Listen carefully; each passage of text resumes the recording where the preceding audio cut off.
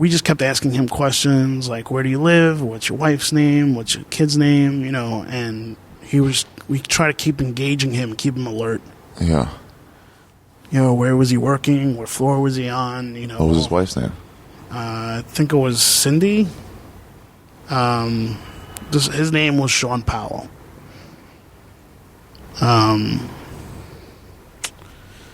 Sucks, man. And when he died, that's when the cop put a gun to his face and killed himself.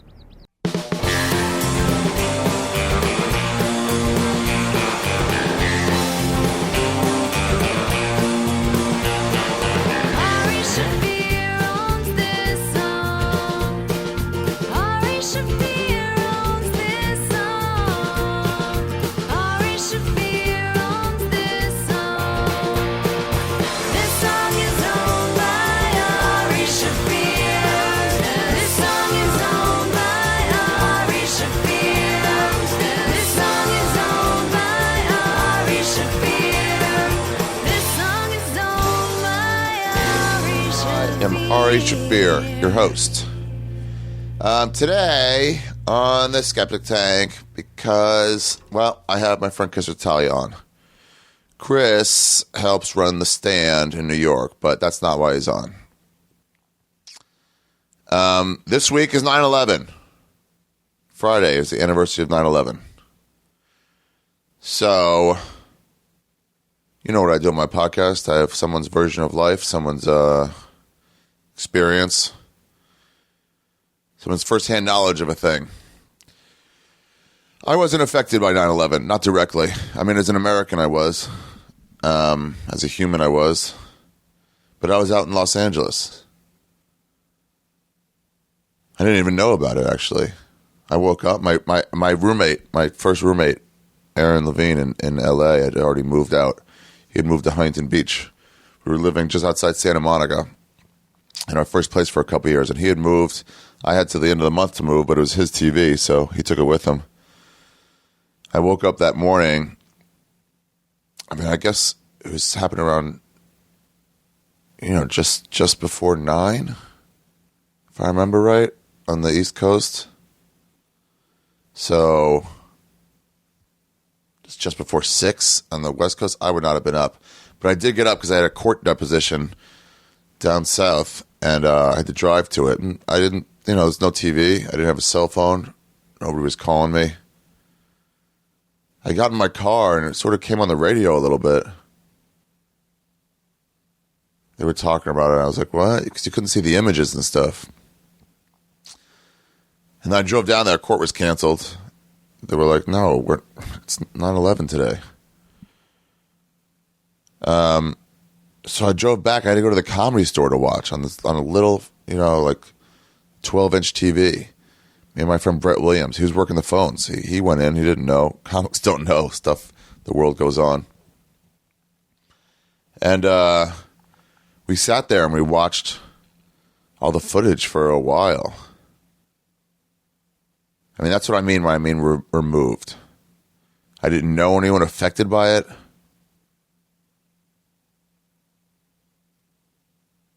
And we watched it. The interesting thing was people kept calling the Comedy Store all day because we were right there. People kept calling and saying, "Do you guys have a show tonight? I need to laugh. I need some way to forget about this." I saw that once. I was with John X outside the DC Improv, the old owner, and we were locking up, and it was an early show, I guess.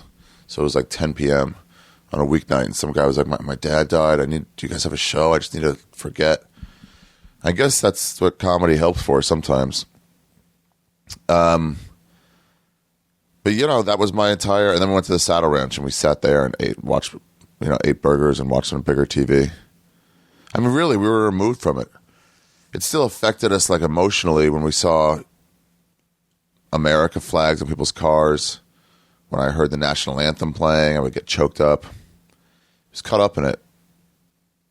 It's an easy time to take advantage of people and make us move to war on countries that have nothing to do with it. We were all just like, we got to solve this. We got to, we got to make it not happen. That's what happens when somebody dies. You end up going like, well, I want to do something, but you can't. You can't. They're already gone. But you want to. And so maybe some people start foundations or something. It doesn't bring the loved one back, but it makes you feel like you're doing something. Because that's what humans, I thought it was men, but I think maybe all humans just want to do something to change this horrible truth. So my experience on 9/11 was one of a removed person. And Cris does not have that luxury.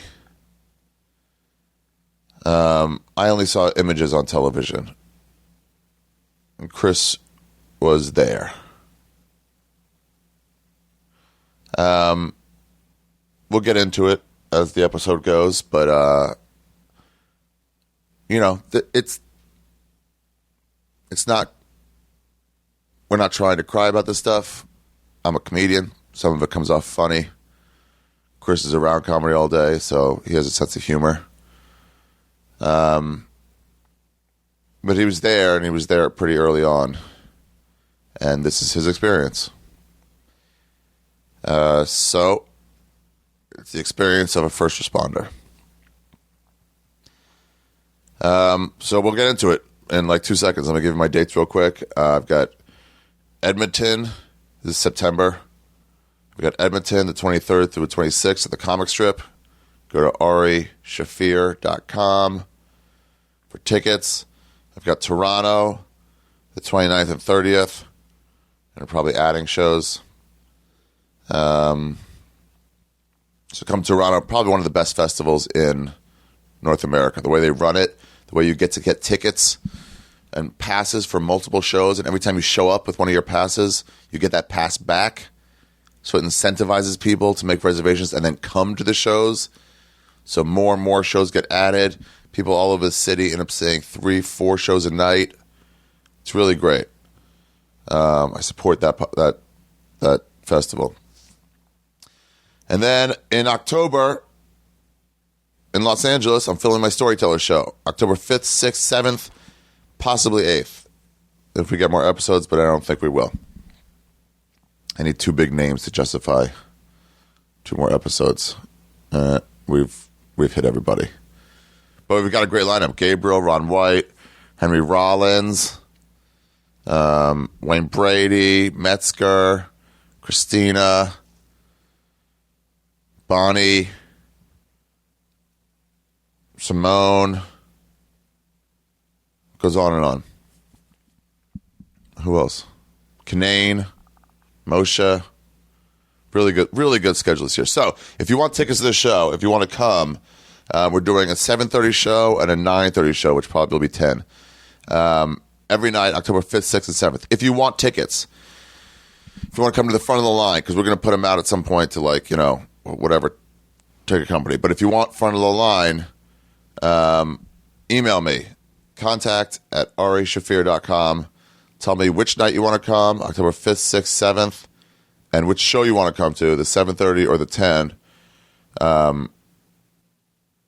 And I'll get you tickets. I'll send you a confirmation. You're ahead of people. But you still got to come like 30, 40 minutes ahead of time, maybe an hour even, because we got to get people in. And only one show a night, so you got to tell me which time too, the 7:30 to 10. I can't tell you who's on which lineups right now because I don't know. We've got to schedule that. Joey Diaz is doing it. But Jerosa. But we'll have it all eventually. So, yeah. Let me see who else is doing it. Al Madrigal, Swartzen. Artie Lang. Oh, yeah, Artie Lang. Yeah, so this will be great. Sean Patton is doing another one, from one of the best ones ever. Was that gay bashing from New Orleans when he did. Anyway, so if you want tickets, do that. Where's this calendar? And tell me what show. I don't want you coming to 2 shows because you're going to get tired out as a crowd. And also, by the time you leave the one show, we're already going to check people into the second show. So there's a possibility you could stay if we don't have enough people for the second show, but it's a long, long shot. We turn people away most times. So tell me which show you want to go to, and I will get you in. And then Australia for the rest of October. Melbourne the 15th, 16th, 17th. Brisbane the 18th. Sydney the 22nd through 24th. And I'm staying out in Australia and going straight to Calgary in November. Tickets are available on my website, reshaffir.com. So let's start the episode, you guys. Thank you, Cris Italia, for coming in and doing this. It was hard. He did not want to do it. But I'm glad he did. Don't write him. Don't reach out to him. He doesn't want it. If you want to pay him back, like it says at the end of the episode, give money to your local firehouse or to a charity for 9/11 survivors. Or just, like he says, well, he'll say thank you to someone who helps us as a society. Here we go. Ladies and gentlemen, Ari Shaffir's Skeptic Take, episode 235. First Responder with Cris Italia starts now. If you feel like donating something, you can donate to the Forest Hills Volunteer Ambulance Corps or Tuesday's Children.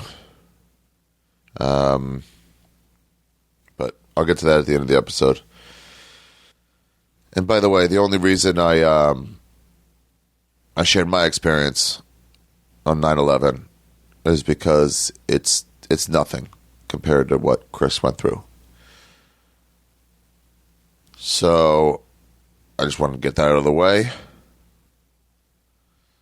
And now we can hear about someone who was way more affected than was I, or pretty much anyone I know.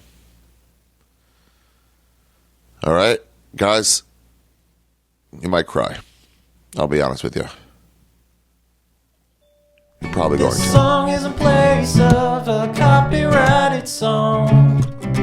This song is a place of a copyrighted song. Let's say I was a comic. Okay. Obviously you've taken a liking to me. I've taken a liking to you. Yeah. Would you? And I needed a place to crash. Would I be allowed to stay? As an Italian? Yeah. Yeah, no, you're misunderstanding me. I'm not saying that every Italian is garbage. I'm saying Italians are garbage. So bad, dude. They are, right. I agree with you. It's so bad. That's where I agree with you, because they are bad. I mean, look, I hate Italians too. Thank you. But that's not the point. I wouldn't say that it's a garbage race. I know, because you don't have... I hate some of the people I grew up with. You have an excess of cowardice, whereas I have an excess of bravery. No, it's nothing to do with bravery. Because I've met, through the years as a professional, I've met really great Italian Americans. Hey, sure, there's some. Absolutely, there's some. So then I can't categorize the whole race as garbage. No, it's just a garbage race. It's not. I've been over this with you. Like, if you say, are Jews cheap? But there's in any race, there's shitty people. I know, but there's more shitty of a specific thing in some race than others. No, there isn't. They value violence. That's not true. They value violence. You're talking about people that live in Brooklyn and people that live, like a lot of those Gavons. But I said to you, Gavons are fucking shitty Italian people. Yeah, but they make the trends but for the rest of the Italian country. But they're not the majority. They're the vocal majority. They're not. They're the ones that everybody tries to emulate. That's not true, because it's the same as the feminists who were saying how men need to cut their dicks off. It's like that's not most of them. The vocal majority are like people, the Sons of Italy, when they protest stuff like that. Stuff like what? Like that whole Gavone mentality and like the mob and all that stuff. They're the ones that take a stance and say, hey, this is not us. We're not like that. We're not that. We're hardworking contributors to society. And yeah, but even those are like, what are they fucking... I mean, bricklayers? No, they're academics. They're academics. They're professionals. Nah. Oh my God. Here or there, sure, but overall, no. Italians are garbage people, man. If you tell me who's better at basketball, Jews or black people, what would you say? I would say black people make up the majority. What's the better race at basketball? What's the better race at basketball? But then you go black to Israel. Or Jew? I would say African Americans are definitely. I would say so too. Right. But there are some Jews that are better than some blacks, and there's some Italians that aren't garbage. That's the minority that you're only looking at. But, oh my God, forget it, man. I'm never gonna do this with you. I just would never call any race of people garbage. Oh yeah, I know. Do that. I know. That's cool of you. But my job is to observe and call people what they All right, are. so Germans. Yeah. Germans are nice people, but Yeah. there was a segment that still believe in neo-Nazi ways Not and stuff now, like not that. now. But either way, though I wouldn't say all Germans are Nazis. I would say there's some really shitty people that still believe in I don't that. say all Italians are garbage, but Italians are garbage people. It's not fair to say. It's not fair to say. I'm Well, sorry. Yeah, I'll you know what else never is not agree with fair? you. Fucking saying, "You want me to come back there? I'll show you what it is." Yeah, that's when you run into here. Now, I saw that in Los Angeles. Where? Damiano's. What were you doing there? Getting pizza. I Yeah. saw this guy over the counter slap the top of the counter. He's like, "You want me to come back there?" And it was like, "Dude, shut the fuck up. You know who I am?" That's an Italian thing to say. I would You know never who I say am? no. And it's like, "No, dude, people don't know who you are. You cut me off. You know who I am? How would I know who you are when we're in cars? And I just happen to be on the same street as you. Fuck it. It's all about Wait, respect." is this about you? This happened to you? Oh, they're all. Did they say you want me to come back there to you? No, I was there with Bobby Oh. Lee, and I saw it, and I cowardly There's did a lot not do of anything. there's a lot of real tough guy Italians in L.A. They go there and Yeah. they think they can push people around. Because I they're agree. like, "Look at me, I'll be the Italian." And I'm the people guy are who like, sticks out. I'm Black people do that too sometimes. I'm going to intimidate everybody. where yeah. they go like, "I'm tough and I'm black," and Yeah. they come in contact with some Yeah. street white guy, and they just back down. Like, Yeah, they're "Oh, real okay." bullies. They're bullshit Yeah. bullies. You stand right up to them, they'll back right down because they don't want to fight. They don't want to fight. They don't. It's like Kubiak from Parker Lewis Can't Lose, Yes. Remember the Can't coup? believe- I can't believe you just brought that up. and then he didn't know how to fight. He was actually going to get into a What fight. happened to those guys? Koob went on to do ER. Yeah, that I remember. And Parker Lewis, I have no idea what happened to him. I think he did a web series with Bud Bundy like 7, That's 8 years right. ago. Yeah, He I did, saw right? that. Yeah, I did see that. What was it about, like dating or some shit? What was it? No, it was about them being TV stars Parker Lewis trying can't to lose. fit into the world, like in the world. How did he get post- that role? You think he wrote it, or do you think it was just written for? I mean, it was No, such he a. was casted. He was cast. But it was great. He was great. I love that show. It was a great show, and I don't know why no one replays it. Like it should live somewhere. It should live somewhere. Isn't it? Is it on Amazon or Netflix? It's gotta be. It should be. I mean, that's haven't a show seen I it. remember. Yeah, it was It's not definitely like a show part that of came my- and went. It went my in the upbringing. zeitgeist. Yeah, I got a swatch because of that show. I got a swastika. Well, This Jews didn't even make any sense. see that? This is what we're dealing with. Yes, that's why Italians are garbage people. Yeah, 'cause Now, you- I'll grant you that didn't prove it, but they are. Is that, by the way, is that air conditioner? No, I'm telling you, these mics are the best ones. I'm just making sure because I have it on high. I could put it on low. It's not going to pick it up. All right. Background noise. The levelator will pick it out. By the way, And we're recording right now, I hope so. Yes, we are. so this is going to be in like what we Yeah, just yeah, did? yeah. Why? That has nothing Get to to do know with the somebody, subject, get to right? know people. It's a meandering podcast. I take a subject, but then I meander. Like me and my friend David, we did one about him being a software millionaire. He lost all his money since then.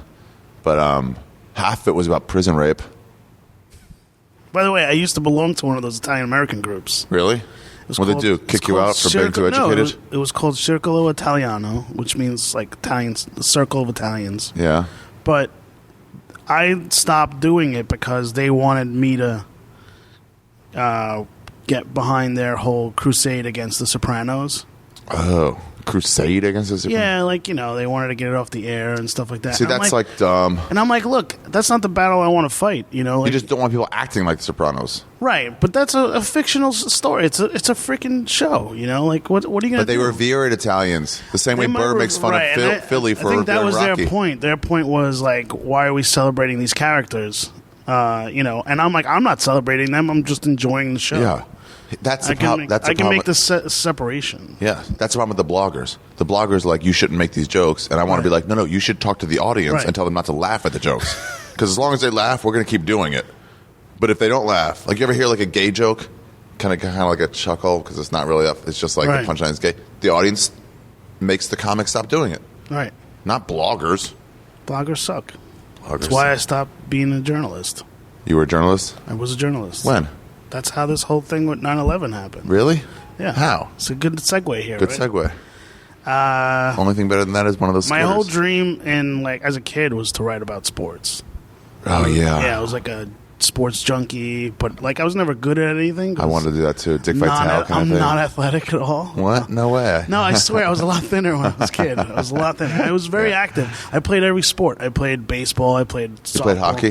Hockey. I was a goalie in hockey. Let me ask you a question. Yeah. You ever do this? You play floor hockey and stuff? Where'd you grow up? I played floor. I played ice. Where'd I you played grow up? roller in Brooklyn. Okay. When you got into fights in hockey, did you do that fucking New I was a York goalie, thing? so I never really got into Did you ever fights. lift somebody's shirt halfway over their head? Yes, I did that once. That's such a cheap move. These hockey players. They're It's the so way cheap. to get an advantage. I know, but then it's like, oh, you're taking my shirt off. And then all of a sudden it's like, wait, no, you're not taking my it's shirt just off? to get your arms restricted. Prone, and then you can just fucking wail away on a guy. Yeah. Oh my God. You But, try like to. but it rarely ever happens when you're a kid because that gets separated fast. Immediately. Yeah.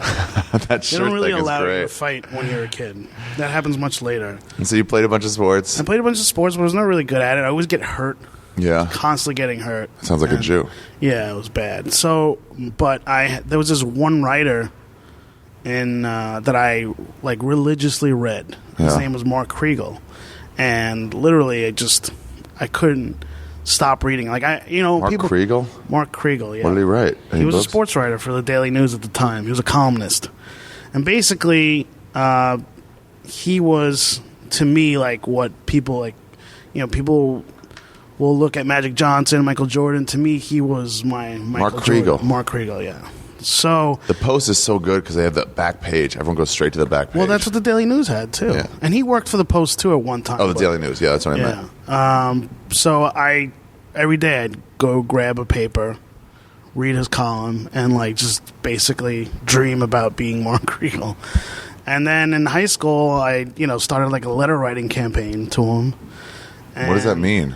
Just to kind of get his attention that I wanted. I love you. I just want you No, to know. I just said I'm aspiring to be, a sports writer, and it'd mean the world to me to talk to you and meet you. And then finally, when I got to college, this guy that was working at the school I was at, he knew Mark, had taught Mark, and introduced me to Mark.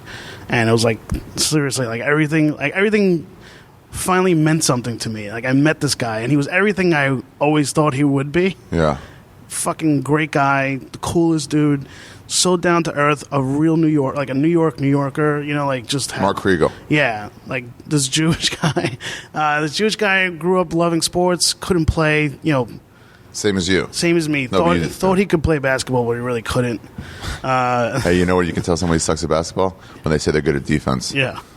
Strong I'm at really defense. good at I can't Yeah. shoot much, but I'm really good at defense. It's like, oh, you mean the thing where you have to stand near somebody? Or when someone says, "I'm a good streaky shooter," I get on a roll. You hit 3 in a row once 4 years ago. Yeah, Paul Verzi says that all the time. Streaky shooter, yeah. The missing streak. That's what I used to say. I used to say, Missing streak? It's like I get on a streak, I'll knock him down. Cold I'll streak. knock 4 or 5 in a row. Yeah, right. It's bullshit. That means he's done that once. Yeah, He's still remembering it. I'm like, Yeah. dude, you were 26 then. You're And then- 44 now. So Mark and I hit it off. We just hit it off, Yeah. and we stayed in touch. But he helped me a lot, and I got into sports writing immediately. I got a job while I was in college, Yeah. writing about high school sports for a newspaper, and then he kind of like put me under his wing, kind of thing. Really? Yeah. Who'd you write for? I worked for Newsday. I worked for the Daily News. Then I worked for a bunch of Writing columns? No. I was never a Okay. columnist. I never Working your got way in. Working my way in, and then Mark pretty much told me at one point, like, get the fuck out of this industry. It's like sports writing is dead. Because of the internet? He saw it before the internet. Like, he knew that was coming too, but what he saw was like all these Ivy League college students becoming copy editors. Yeah. And just ruining style. Like it was all technical. It's very like Just get the facts everyone's going to forget how to tell a story, and no one's going to be allowed to tell a story anymore. It's just going to be you're going to submit the facts, they'll write it up in the most boring way, and that's going to be sports writing. Oh, lame. And that's what was happening. You don't And- get... Who's that guy that went to Vegas? which guy that went to Vegas? The guy did a bunch of drugs in Vegas. Wasn't he a sports writer? Oh, the guy Johnny Depp played. Uh-huh. Fuck. Why is the name? What's his slipping name? me? I don't know. Fear and Loathing in Las Vegas. Yeah. I don't know, but like, I was in awe because like he took me around. I got to meet like this guy Bert Sugar, who was fucking amazing. He was like this legendary boxing writer. Okay. I just don't remember his name. Bert was like this guy who wore a fedora and smoked a cigar. He was like this old school, like, hey, what's going on? Like I got into boxing. I covered a lot of boxing events, and Bert took me under his wing too. You ever see anything get fixed? What do you mean? You ever see someone take a dive?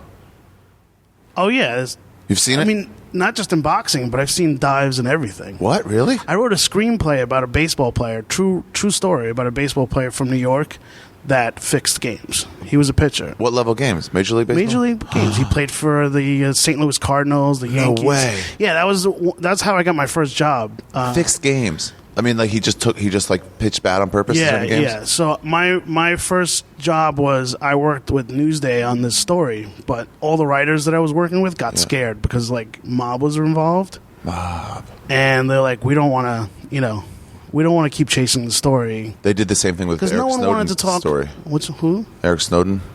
Oh, right, yeah. Yeah, all the News, Washington Post, all those. They're like, wow, we don't want to run this article. Yeah, because it just got too crazy. And then the Guardian's like, are you kidding me? You guys aren't fucking journalism? But for me, it was like I grew up with like those guys. Like I grew up with like the mob being in my backyard and stuff like that. Like they were all over the place. So like I wasn't afraid of those people or even you knew they were garbage people. Yeah, right. I knew those people were garbage people. So to me, it was like whatever. I'll keep chasing the story. But like everybody I was talking to, all the writers I was working with, they kind of feared this whole thing. So instead, when did he fix games? What years were those? He played in a World Series game too, and he fixed the World Series game. Fucked that up. Yeah. No way. Yeah.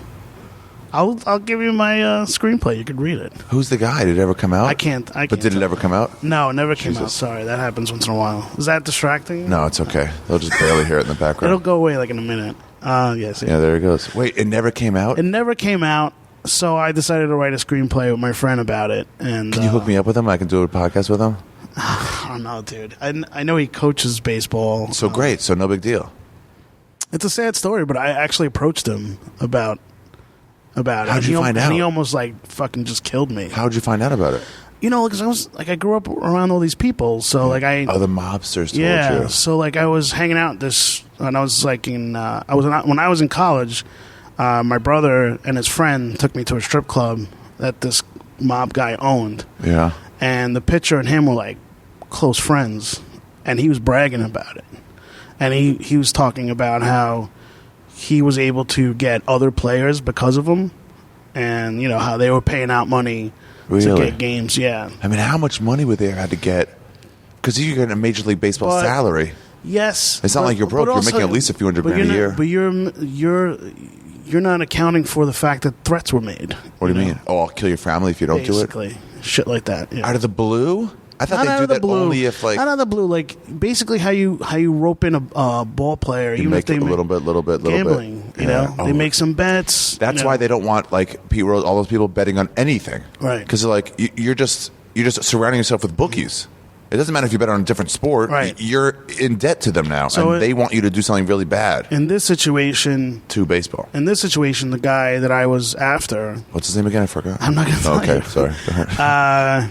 The guy, his dad was like a degenerate gambler. And he got in bad. Oh. And the way to get him out was like, hey, I'll just pay you off.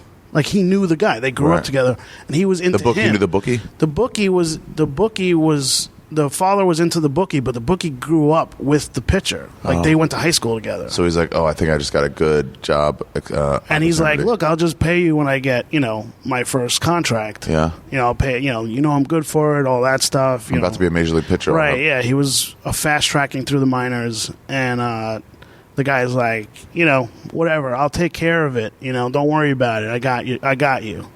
And then when he made the majors, literally in his first season, they were like, hey, time to pay that debt. Really? And it was that. And it was like, we don't want your money. We want 2 games a year.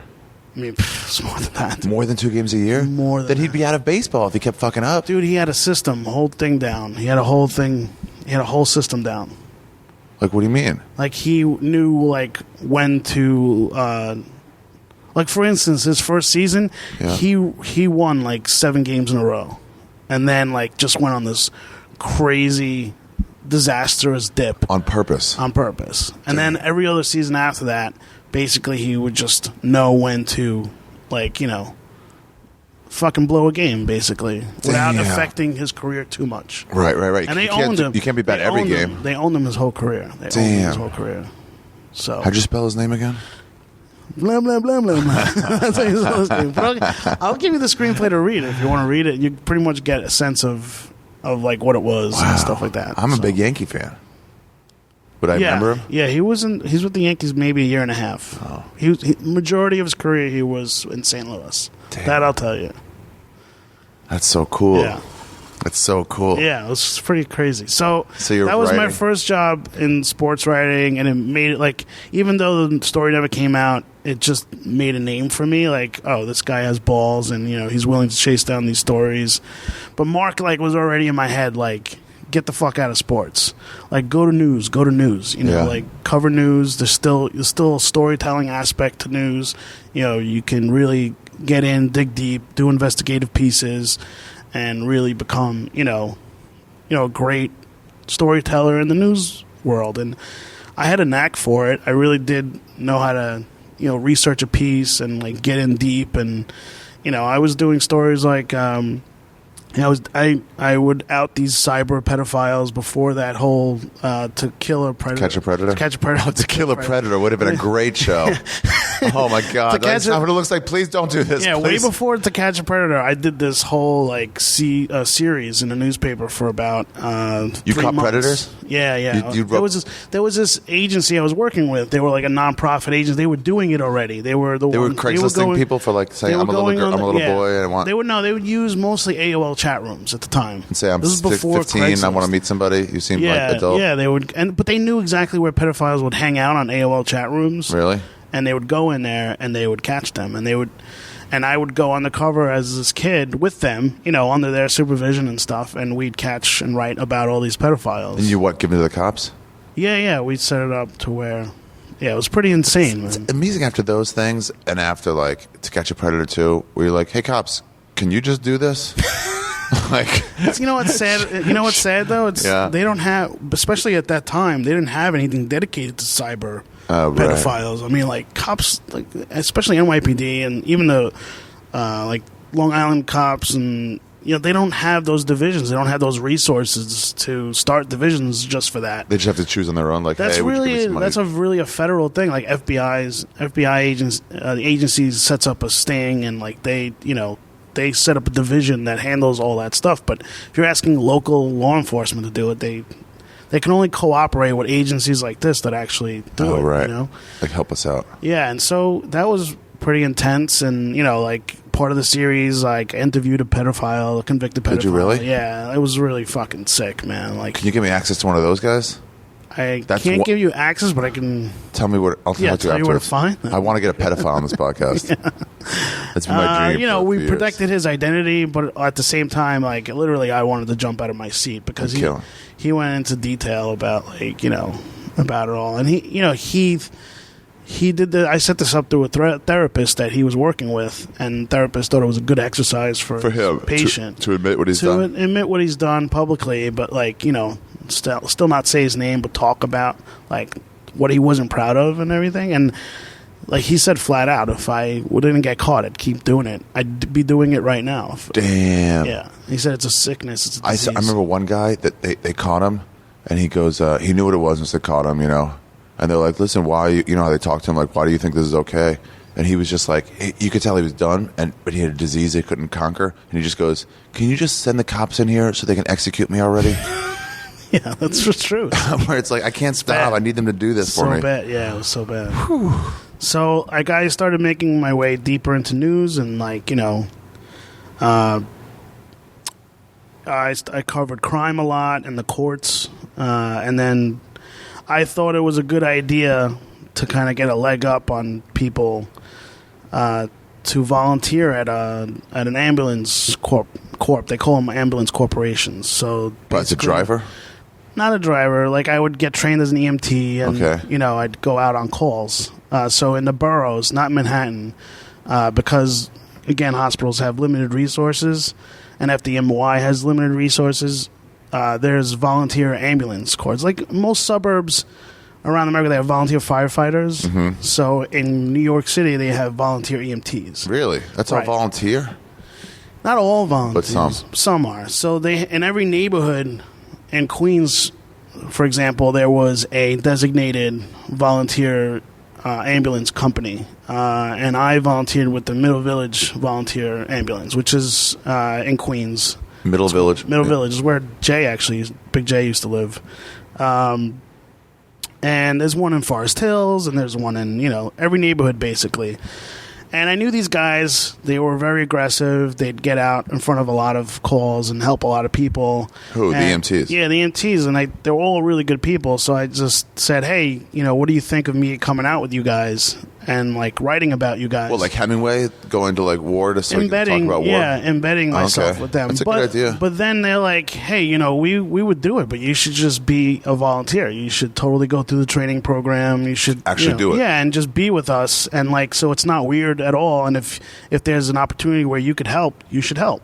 Right. So I said, hey, that's, So you're that's just standing fine. there. I'll do it. And I would work night shifts with them. So, I'd work during the day, as a writer and, reporter, and then at night I'd go out with them and I'd get stories. I got incredible stories. There was this girl that got hit in really bad accident. She got hit by a car and then the car took off and literally her brain came out of her head.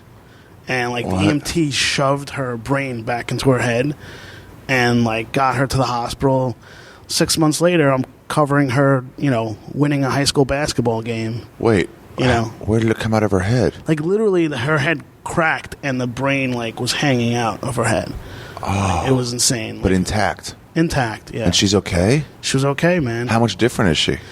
You didn't know for a before, while but, she was disoriented, but when I did a follow-up story, and literally she won a game for her team. Wow. And she was back amongst her friends and playing and going to school. And How did she win a game? she won. She threw her brain at somebody? And No, she scored a shot, a final shot of a game, and she won. I mean, she was an incredible story, and I would never got that if it wasn't for Doing this stuff. Yeah. So it was working out for me. I was this was a good thing to do this. Plus, I started feeling good about helping people. Yeah, and it was they respond to a lot of fucking calls. The camaraderie was great. I really loved hanging out with those guys. And it just everyone felt good about the situation. And then on a day, on Tuesday, September 11th. Well, what was it like on Monday? You would just go out and do calls, just take calls? Yeah, just take calls. How often would you work? What's your hours? I worked about 3 or 4 days a week, from 6 to midnight, 6 to 1 a.m. or something like that. And then there'd be a skeleton crew, overnights. Yeah. And once in a while, I did one of those on a weekend. Would you just drive around all day waiting for calls? No, we would just, if we were out already, and we would respond to a call. But otherwise, we had an actual house. And then waiting for a call to come in, and then you would bolt. Yeah, then we would go. Yeah. Right. It's not like cops where you just driving the streets waiting for a call. No, we're not to see who's in the area. perusing. All right. But sometimes we'd be out on one call and then already be out and then get another And you're like, call. I'm close? Yeah, and we're close. Was it fun to use the CB radio? Once in a while. I never got to use. You never what? No, I never got to use as much as I would like to. Oh, okay. I never got to drive the ambulance. I mean, I drove it once, but we just drove it to a fast food restaurant to bring everybody food. But I never drove it on a call. So You're like, I did it. You sit in somebody's lap. yeah, it sucked. Yeah. So that's September 10th. That's a Monday. So what happened? So part of my job as a reporter was that, and I was covering a lot of crime at the time. I would go. There's a department in One Police Plaza. It's called DCPI. It's Deputy Commissioner of Public Information. And you would go there and you would get your leads for the week. There's pretty much every arrest, every Leads. crime, every report from every police department in the whole city. Yeah. And I would go there every Monday, and I'd start my week from those stories, from those reports. Into looking at stuff. Yeah, so like I'd look at like, all right, there's this murder here, there was this rape here, like what were the stories I was going to go chase and see, what was the most interest, like, is there a drug bust, on a Sunday or Saturday, and what happened with that? Let me go find out more information. So you'd start your week or sometimes day, every day you would go there, but typically I would go there every Monday. Okay. And I didn't go on that Monday because I was on a whitewater rafting trip in West Virginia, and I came back on Monday. Okay. So I said I'll just go tomorrow. And if you don't know where One Police Plaza is, it's like literally, steps away from World Trade Center. I do know that that's used in almost every movie where they have to break into One Police Plaza to get some evidence or something. And you're like, but that's the most guarded place in New York. It is the most guarded place. Okay, but I have a way in. They haven't guarded the air ducts. No, there's only one way in, and then there's a garage that doesn't even really connect. How do they always get in? I don't know. It's like everyone tries, just gets right in every movie. Real. It's impossible. They would and no never one's ever be able to get into One Police Plaza. It's a real fortress. That sounds like a challenge, man. I'm telling you, after hours. Look, there's always a weakness. There's never a weakness. I've been to One Police Plaza on Christmas Day, and it was like fully guarded. Did you try to go with Santa Claus? No. Sneak in a midget or some sort of guy who can contort himself in a knapsack? It's a real fortress, dude. I mean, leave yourself in laundry, maybe a laundry thing. You should go there. You can go there. Yeah, I'll tell you, I'll go there. I'll go there after hours. I'd like to take a tour. I'll get some weed. That's why I should get my weed from One Police Plaza. Comics, we're all smoking weed this month. I got it in One Police Plaza. I don't think they have an evidence room. I got the best shit. One Police Plaza. They don't. They don't. Oh. They don't keep stuff like that there. That would suck, to break into One Police Plaza and then find nothing. No. I'm like, what is it's in just here? executive offices. That's really what it is. It's really not like they don't have a whole it's not really a holding cell there. They don't really? No, it's not a jail. It's just where all the executives. Why is everyone trying to break in there then? I don't know. Okay, for plots.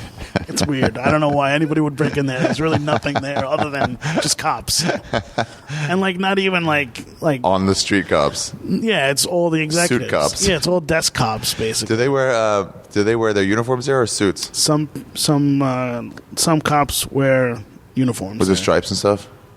Yeah. Do they have black stripes for black people they've abused? No. It's just assumed. You don't get stripes for that. Jesus Christ. You don't get stripes for helping a lady across the street. Yeah. Anyway, go ahead. So it would always there's there's a pit. They would call it the pit, and basically it's all the reporters would hang out in this area, go through the books, basically find whatever you can find. Get their leads, and then go. Is this because of Freedom of Information Act? Yeah. I mean, they have they have to report all crime. They have to, and they have to release it to the press so that we can basically. So they can't arrest anyone in private and never try them or something. Here's who we arrested. Here's everybody. You have to report everything. Yeah. So, that was great. That helped us out a lot. And so I went on a Tuesday instead of a Monday. And what time did you go? I get there early. I used to get there 7:30 in the morning. What time did you wake up? Dude, reporters wake up early, dude. Are there any reporters who wake up at 2 p.m. who don't get a jump start on the day? Yeah, columnists. Columnists wake up. Yeah, that's what I want to be. Roll out of bed. That's the kind of reporter I want to be. Scratch their ass, read whatever the lead story is, and then they cover that. What should I write about? Let me get an opinion on, and they do nothing. They, for the most part, columnists make. They're bloggers. Columnists make between $80,000 to $150,000 a year. Like Wilbon and stuff? Well, Wilbon makes a lot more money than that. But your average columnist makes six figures and fucking, does shit. But he's earned it. It's almost like, he From did covering local high school volleyball. Right. He did the beat stuff. He was in the trenches like everybody else, and then, was able to get to that columnist level and enjoy that, and when you become a columnist, it's great. You really do just. That's like being tenured. Right. And that's what Mark was. Mark was a columnist and, basically got to write about what he wanted to write about, and it's different now. It's not as creative as it once was. It was columnists used to tell a story and they don't anymore. Now it's just all opinion, and it kind of sucks. Oh yeah. Yeah, they tell a story as they cover the thing. Yeah, and Jordan it's reached down deep. You could tell he wanted to beat this team. right, and it's now more like their opinion. Like the reason why I started hating sports writing was because every reporter or columnist, I thought they were bigger than what they were covering, and I fucking couldn't stand that. Yeah, and I detested it. I'm like, I don't really give a shit. Yeah, that's why I didn't like take on Vital after a while. I love Vital, and then I was like, you're trying to make yourself. But Dick Vitale's an entertainer, isn't he? Yeah, that's what I mean. You know?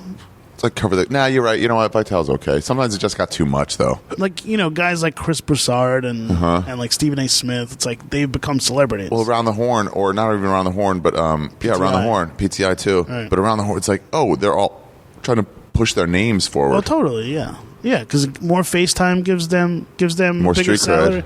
cred. But also, when it comes to salary. renegotiating their salaries, like, hey, I bring in this many readers. People know me I'm from this and on this. Around the Horn fucking 3 days a week. You Right. got to pay me.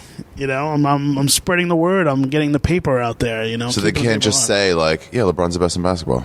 They have to go, I don't think LeBron's fourth best, so they can get everybody to talk about them. The overanalyzation, especially when it came to baseball, I was like, you can't give a shit about the game that much. No. Like, it's just like... I like Rob Nyer, people like that, who just like break down stats and tell you why Jeter's an overrated fielder, Right, you can totally... And now you get something out of that. Yeah. But when Mark was this guy who told a story about something. Like, he wasn't like, oh, here's my 2 cents on Mark this. Kriegel. Yeah, Mark Kriegel. Looked at my notes.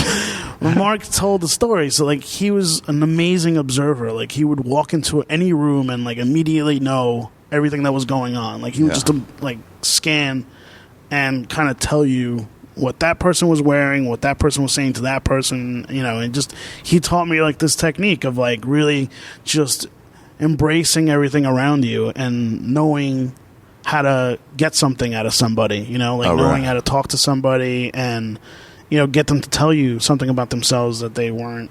It's kind of like what you're doing now. Yeah, yeah.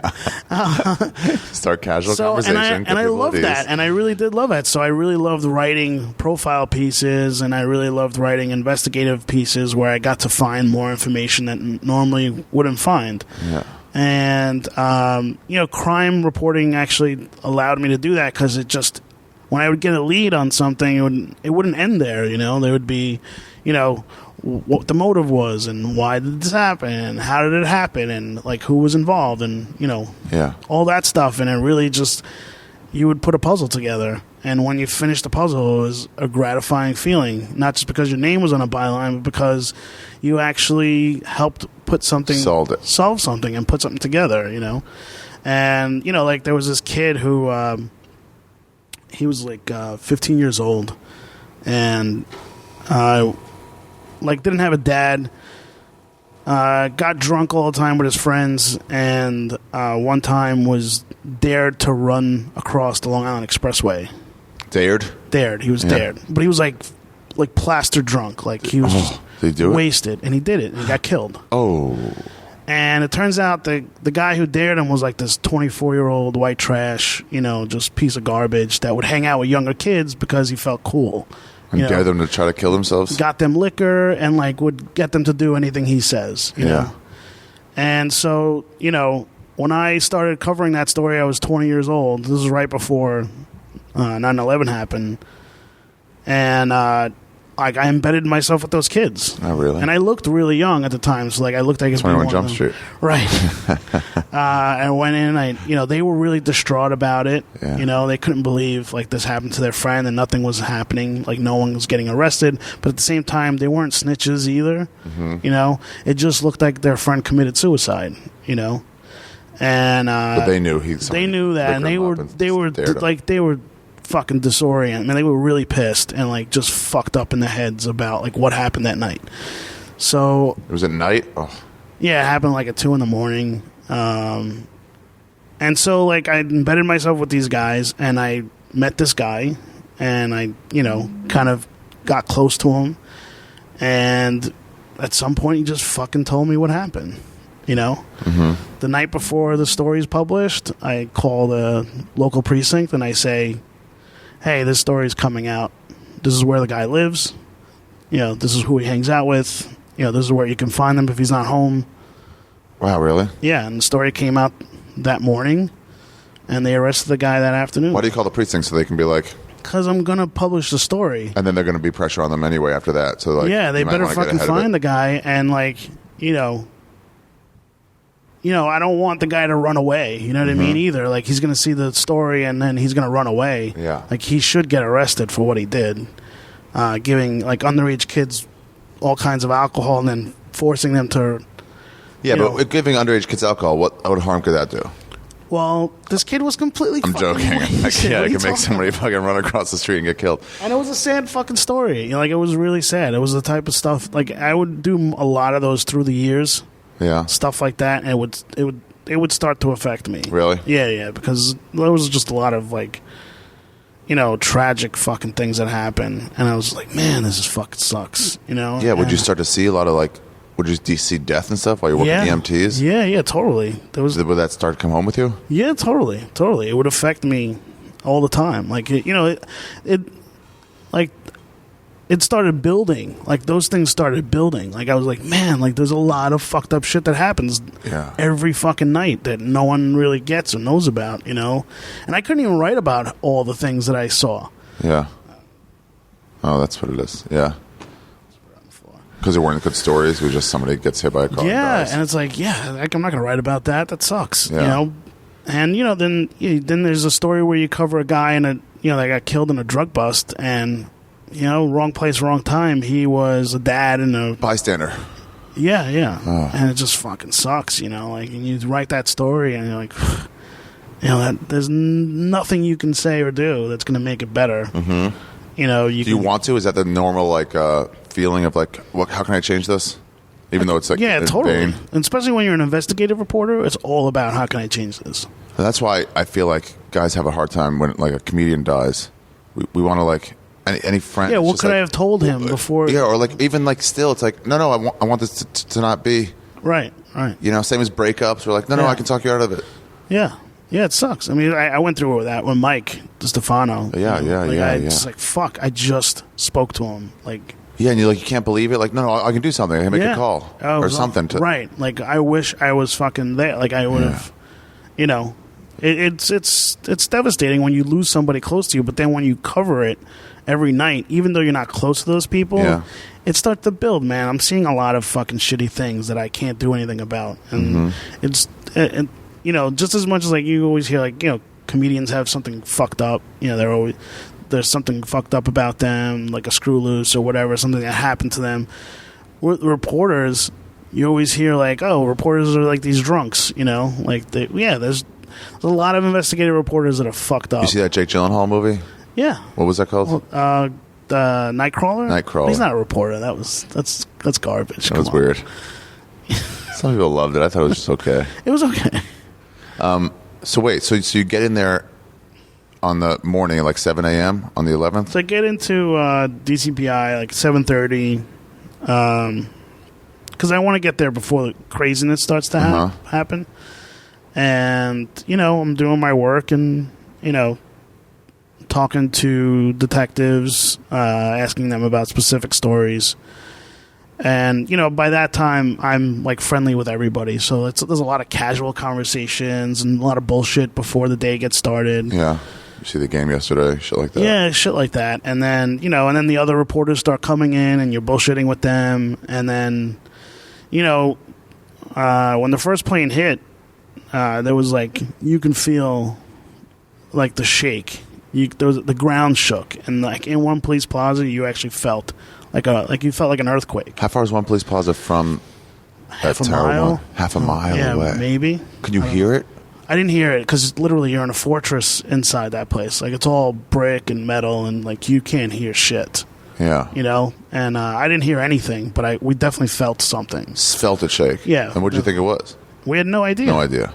And it wasn't for like another 10 minutes that like one of the detectives had a TV on, and we saw like, holy shit, what the fuck just happened? Like what the hell happened to that building? Like we didn't even know a plane hit it at first. Oh, really? Yeah, we just saw this fucking flame, coming out of a building. Yeah, like what the fuck happened? Like, did it seem like an explosion or like was it a gas pipe explosion? Shit shit at the Trade Center always went wrong. There was always something going on. They would always emergency evacuate the building because it was not built well. It really wasn't. And like shit would happen all the time. Like what? I don't know. Like gas breaks and elevator failure, and there was always calls to Trade Center for stuff like that. Like the elevators got stuck, and the operators couldn't fix it. They had to bring in the fire department. So a lot of the firefighters around that area knew like the building like the back of their hand because they knew they had to learn the building in case they go in there so much. Yeah, because they went in there so much. So I think even when like those guys, like the closest firefighters, when they first responded, they didn't even know a fucking plane went into it. They just said, hey, just like anything else, there might have been an explosion up there.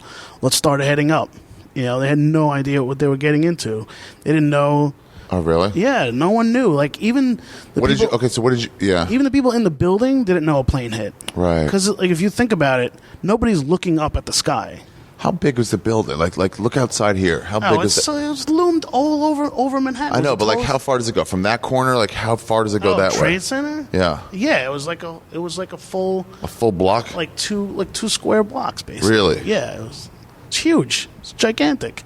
Yeah. Such a massive building. I don't think I ever saw it except on Skyline. It was a massive building. It took up so much space. If you go down to the footprints, you'll see like how big the actual space was. Yeah. It took up, like half of downtown. It felt like. So you guys turn on this TV. So the TV gets turned on. Like, what the fuck? Like we don't know what's going on. What time was that? I don't know. Was that 8:15 or 8? No, I'm sorry, 8:45 or something like that. 8:45. So we couldn't tell what the fuck was going on. So all the reporters were like, "Hey, let's just go."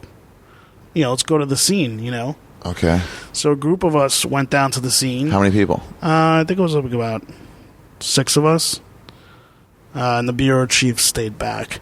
And we went down to the scene. And Do you remember who you were with? I was with this guy, Richard Weir. I was with this guy, Austin. Fuck, I don't remember his last name. I don't know. Yeah. People I don't talk to anymore, put it that way. And I just, in my head, I went, like, I don't know what this could be, but, I'm gonna call a friend of mine who I know works in the building. And he's an EMT also. He was a volunteer EMT, and he worked with the Forest Hills group. And I knew he was my age. He was like 20 years old. And I knew he worked in the buildings. And he was like an intern for some law firm or something like that.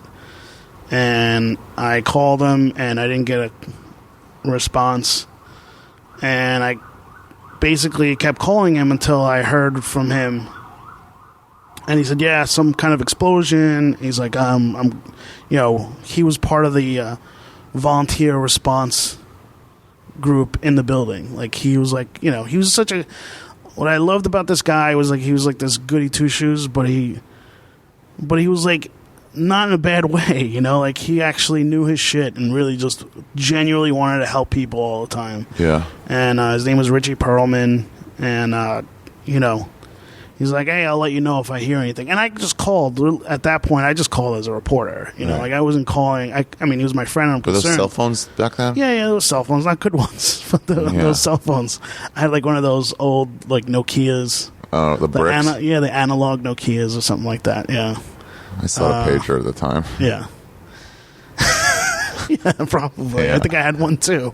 My pager company went out of business. Yeah. I was paying $2.30 a month, and then we went out of business. I'm like, why? I'm like, because look at your fucking how much you're paying us. That's why we're going out of business. And nobody was using beepers anymore. Yeah. Exactly. So like I came out of the subway because it's like one stop. And we just figured that was the fastest way to get down there. The subways were still running. Yeah, they didn't know. Yeah. Nothing was shut down yet. And literally, when I got out of the subway is when we saw the second plane coming. You saw it in the air? Yeah, well, we heard it, and then literally looked up, and the impact already had happened. Like, you heard it, and then it happened. Wow. So you really didn't see the plane. You just saw a shadow Wow. You look up, you hear it, and then there's a huge explosion. So like, Right, it's not an open space too. There's other buildings blocking. No, and you can't see like those buildings shadowed everything. Right. You know, and I was like, what the fuck, man? Like, what the hell was that? And because you didn't know and you didn't see the plane, you thought it was like a strike. What do you mean? So, like, you thought like some missile or something. How like, loud was it? What did it sound like? Oh, it was a fucking huge boom, man. Like a huge boom, man. When you looked up, you're like, your face scorched. That's how, like, as tall as those buildings were, you felt the fire on your face. That's how hot it was. Yeah, yeah. And you could really feel it from that. I mean, how many stories up did it hit? Well, that impact probably came in about, like, in the, hey, I think it was the second plane was in the high 80s. High 80s. And you could feel that fire. Yeah. From 80 stories. You definitely felt like, it wasn't like a long period of, but that impact and those flames from the impact, you felt heat from those impact. So immediately it's like, fuck, like what the hell's going on? And like chaos just fucking breaks. And I keep calling my friend Richie. And he answers like, "Oh, what the fuck just happened?" He's inside the building, so he doesn't know. Like, he didn't see anything coming or anything like that. So he's like, "I'm going up. I think there's going to be a lot of people hurt, and I'm going to bring them down." And he knew, like, because of the emergency areas, he knew where like an emergency triage area would be set up, and he told me to go there. He told me go to that triage. Where was area. It was like right off of Duane Street. Okay. So I went down to that area, and literally 20 minutes later, he's bringing people out. Yeah, and then I'm telling people to just like there were ambulances arriving, and I'm telling people this is the triage area. Oh, really? Richie says so. You know what I mean? Like this fucking amazing 20-year-old kid, just fucking, he's awesome. He was an awesome guy. And, so he kept bringing people out. He kept bringing, like, hurt people out. Yeah. And, I kept asking. He would go up and grab people and come I kept back? asking him, let me go in with you. Yeah. And he kept saying, absolutely not. Why? Because it's like, you don't know this building, and you're going to get lost, and I don't want you to get lost in there and fucking something happens to you. I'll just keep bringing people. And then what did you do? You treated them when they got out? I helped. I mean, look, again, I was still a fucking novice, so right. The injuries were the people he was bringing out, like, were, people were mostly in shock. Some people just had scrapes from falling and stuff like that. So it wasn't major yet. You know what I mean? Like he didn't get to. He wasn't getting to the real bad area yet. And then then you're standing there waiting, and then that's when you see like just people just fucking falling. And you saw that? Yeah, that was devastating. Out of the buildings, out of the windows. Yeah. How did they open up their windows? They just break. They broke the windows, but also there's emergency windows throughout the building where you could open the window, and a lot of people broke the windows, but because of the explosion, a lot of windows got shattered. Oh yeah. And you saw people falling? Yeah. You didn't know what it was at first. I thought it was debris, but then you start to realize that's not debris. Did you hear debris from the plane fall after the explosion? Was there wouldn't it fall, or did it all go into the building? So, like, right on when I got closer to the building, there was, at the Trade Center, there was, like, this, I guess, like, not an awning, but there's a walkway throughout the Trade Center, like, you had cover, basically, throughout. I don't know. It's hard to explain it, but like from one building to another. You're under it. You're under it. You know what I mean? Like you're under this thing, and you keep hearing like crashes, like just loud, just booms on like top that. of it. Yeah, and I'm like, fuck, man. Like, I don't know if that's a person. You're thinking immediately that whatever that is going to penetrate. And it's going to fall on you. Right. And like every time there's a boom, and it felt like literally. Every 45 to I don't know, 90 seconds, there was a boom. And, like, you just, like, duck because you don't know if something's falling on you. And every time there's a boom, like, you just feel debris on you coming down. And, I got the fuck out of there. Debris from the roof of the place, like coming down. Yeah, and I got out of there, and I went back to triage, and Richie's still bringing people out. Really? Yeah.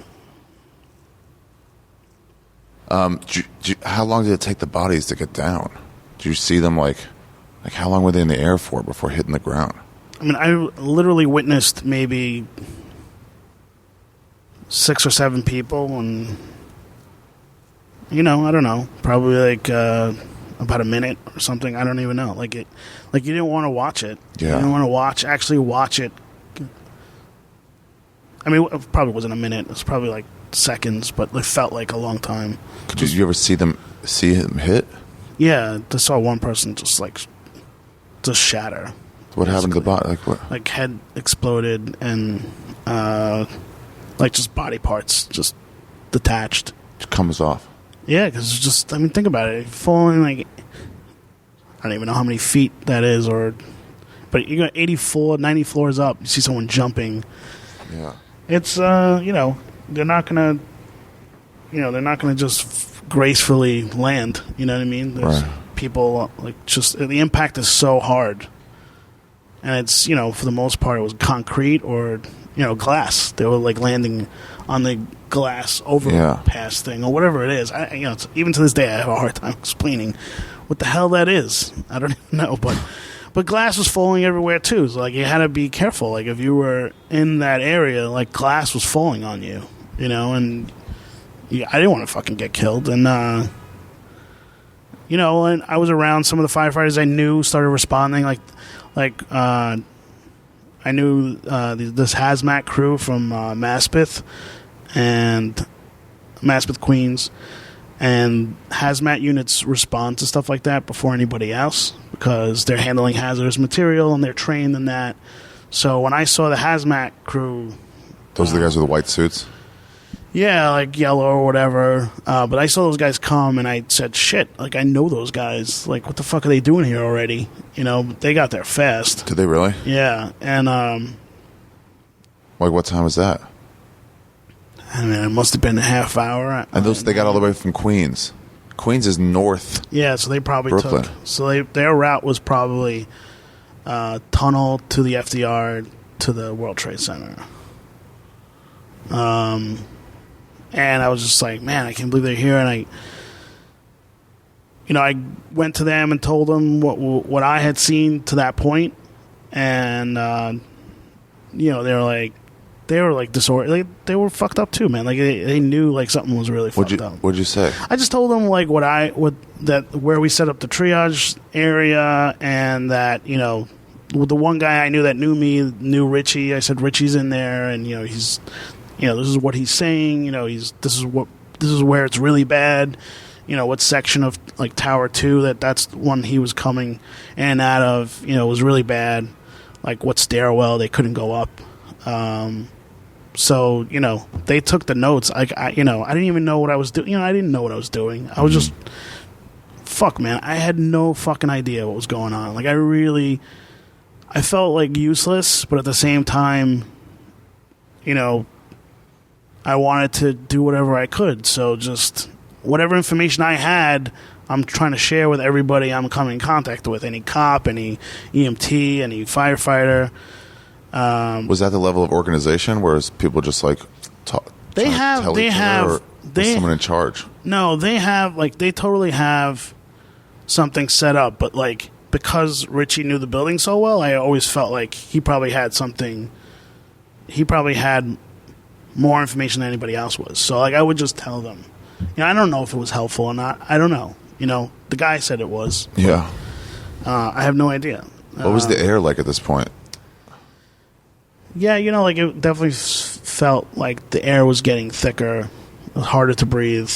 You definitely felt like you were not breathing in good shit. I don't know what it was, but you knew it wasn't just smoke from a fire. Yeah, it was definitely a lot worse than that.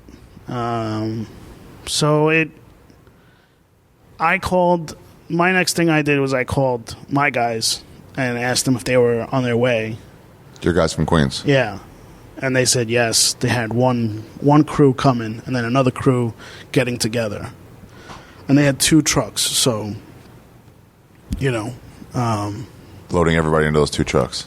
Right. So the one had already taken off. The other one they were waiting for more guys because they were trying to get as many EMTs on as why make multiple trips back and forth? Mm-hmm.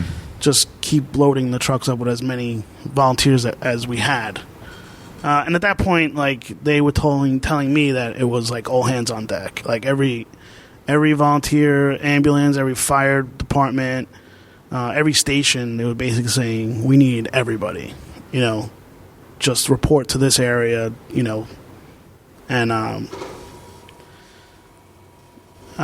so at some point I stopped seeing Richie and I stopped hearing from him, and you calling him? I tried. At that point, like, service was gone. Oh yeah, I couldn't connect to anybody anymore. Everyone started calling in the whole country. I remember that now. You couldn't call your sister or anybody. It was just like, yeah, right. So who knows how all bad lines it was. were down. I'm sure that there was bad. I would get a call in once in a while. Mm-hmm. So that's why I was able to connect with our guys in Queens. But I just knew where they were going to be. So, I mean, I don't know. Like, I don't even know, like, about that period or that time. I don't really know any. Like, I don't know what else to describe. Do you have any idea what happened to Richie?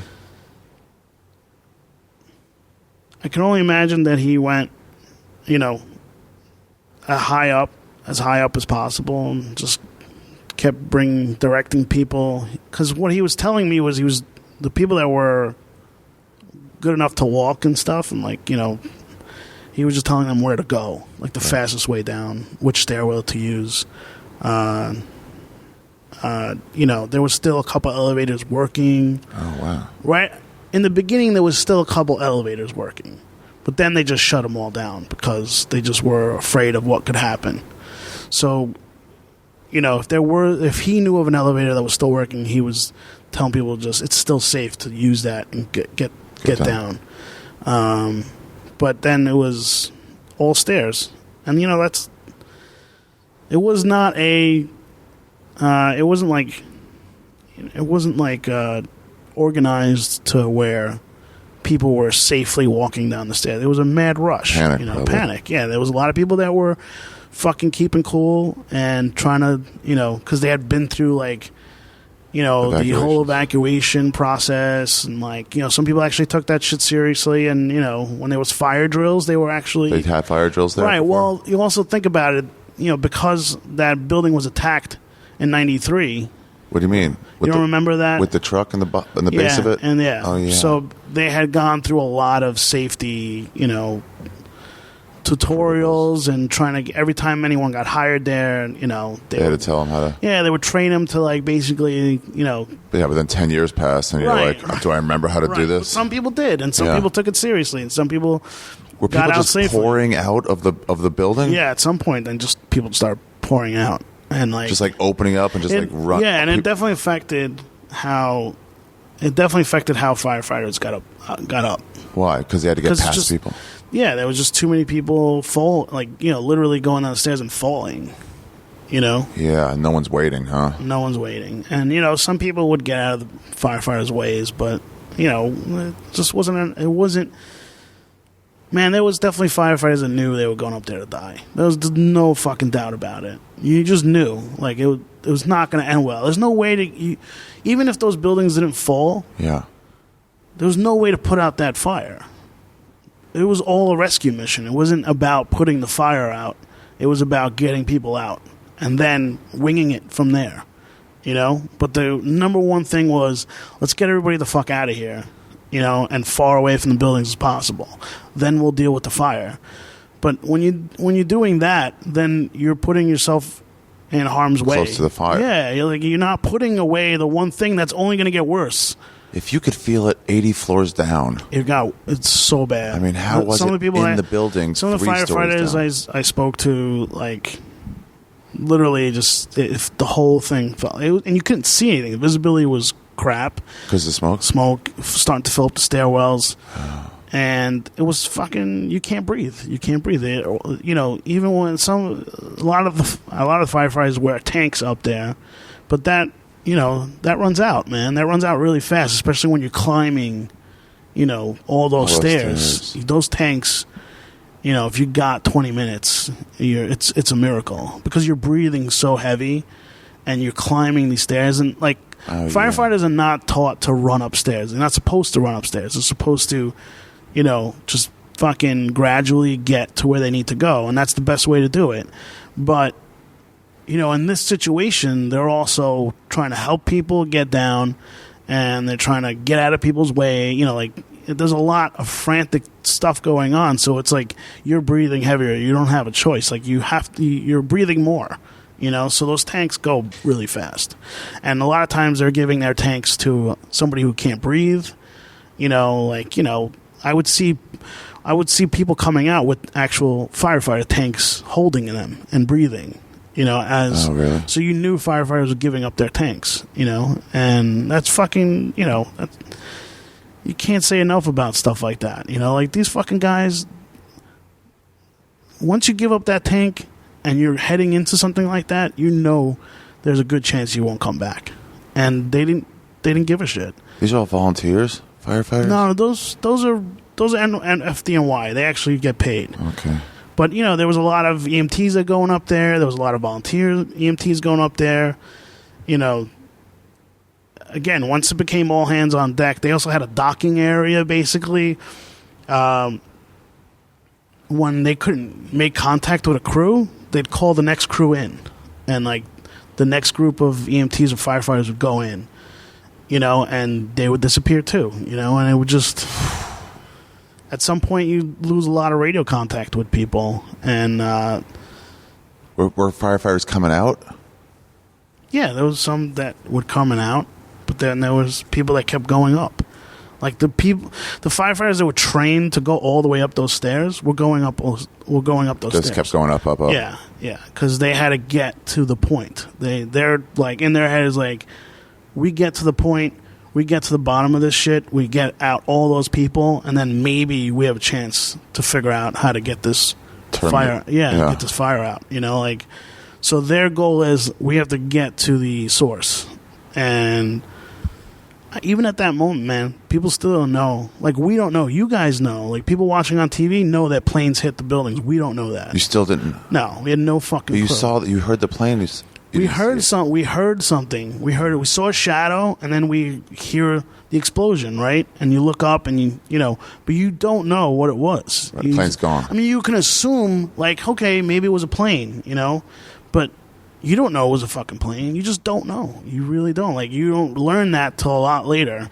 So even firefighters are like, we don't even know what the fuck we're going into. We don't know what we're dealing with. We don't know if the building is wired for bombs and shit. Like, there was a lot of people saying that.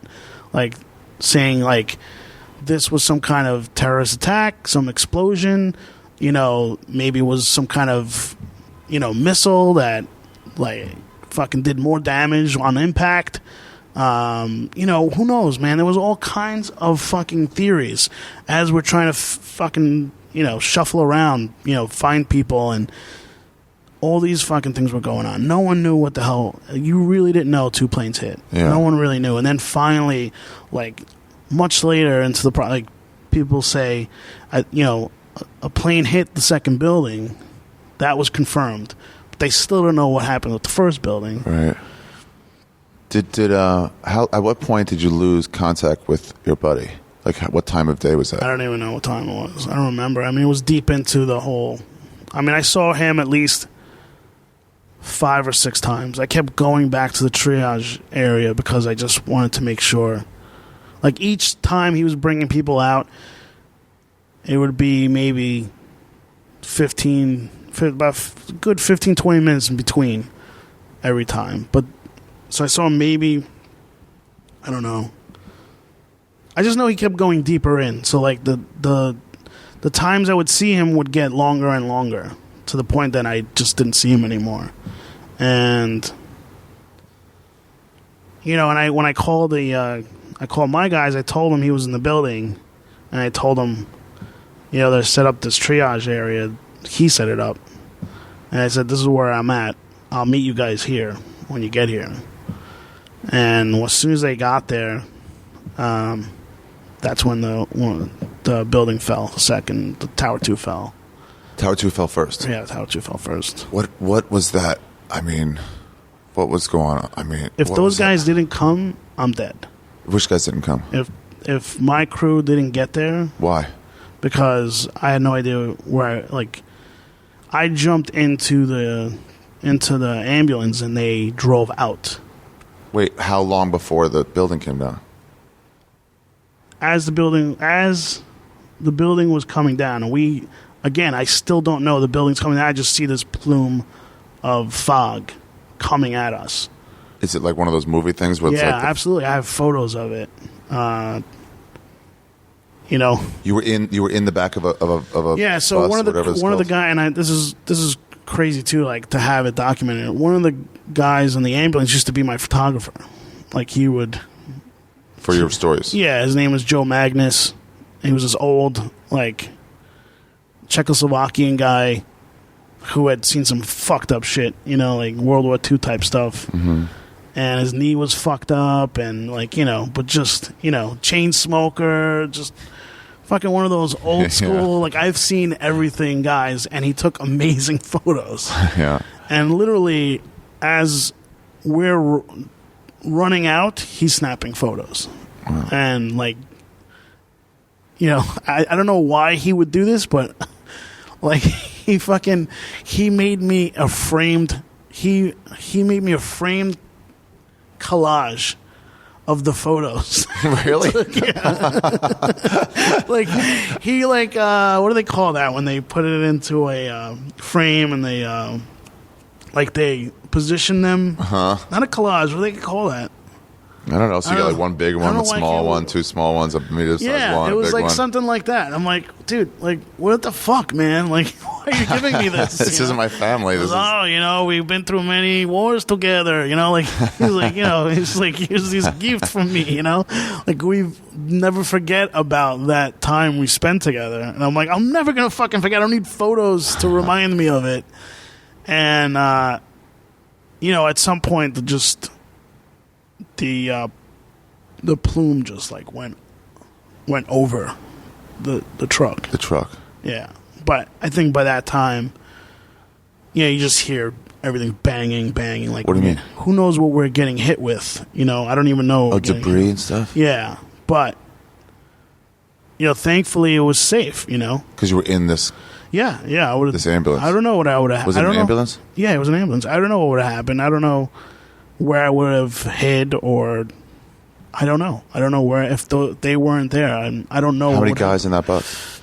Well, we were just throwing people in. We just kept. There must have been at least 18 people on that. Non-EMT, in an ambulance. Yeah, we were just stuffing people in. Everybody get in, and literally, the ambulance taking off as we're just throwing people in there and hopping on and getting inside. And closing the doors, and getting, it was like a getaway car or a getaway van. And so once the plume overtook you, you stopped driving? Yeah, we just, because we didn't know, we didn't want to hit it because we couldn't see anything. So the guy who was driving, his name was Tom Testa, and he didn't want to. He was nervous like crazy, he's he never. No one's ready for that shit. No one's driven in that. And he just I don't want to hit anybody. I don't want to run over anything. I just want to, we're stopping here. Stop here, and we'll just fucking, hopefully nothing happens, How far? How many blocks away had you gotten by the time it hit you? I don't even know. I don't even know how far we were. I don't even remember, where exactly we stopped. I just remember it clearing and then him just taking off. What was the visibility like when Nothing. Like how many inches? Nothing. Feet? Zero. You could see through the window, but debris got into the ambulance. How? That smoke. Because it's not airtight. It's sealed, but it's not like that. So even inside, we were covered in shit. Stuff was coming in from everywhere, and and I'm like, fuck, man. You were having a hard time breathing, and They took off. They finally cleared up a little bit, and they literally let's just get out of this area. And we got out of this area. And he started driving. He just started driving out. Once he could see, he drove out. And basically got the civilians that were in the ambulance, got them to a safe place. We brought them to St. Vincent's. St. Vincent's closed now, but how far it was was a hospital downtown. It was off of 7th Avenue, I remember. Whatever.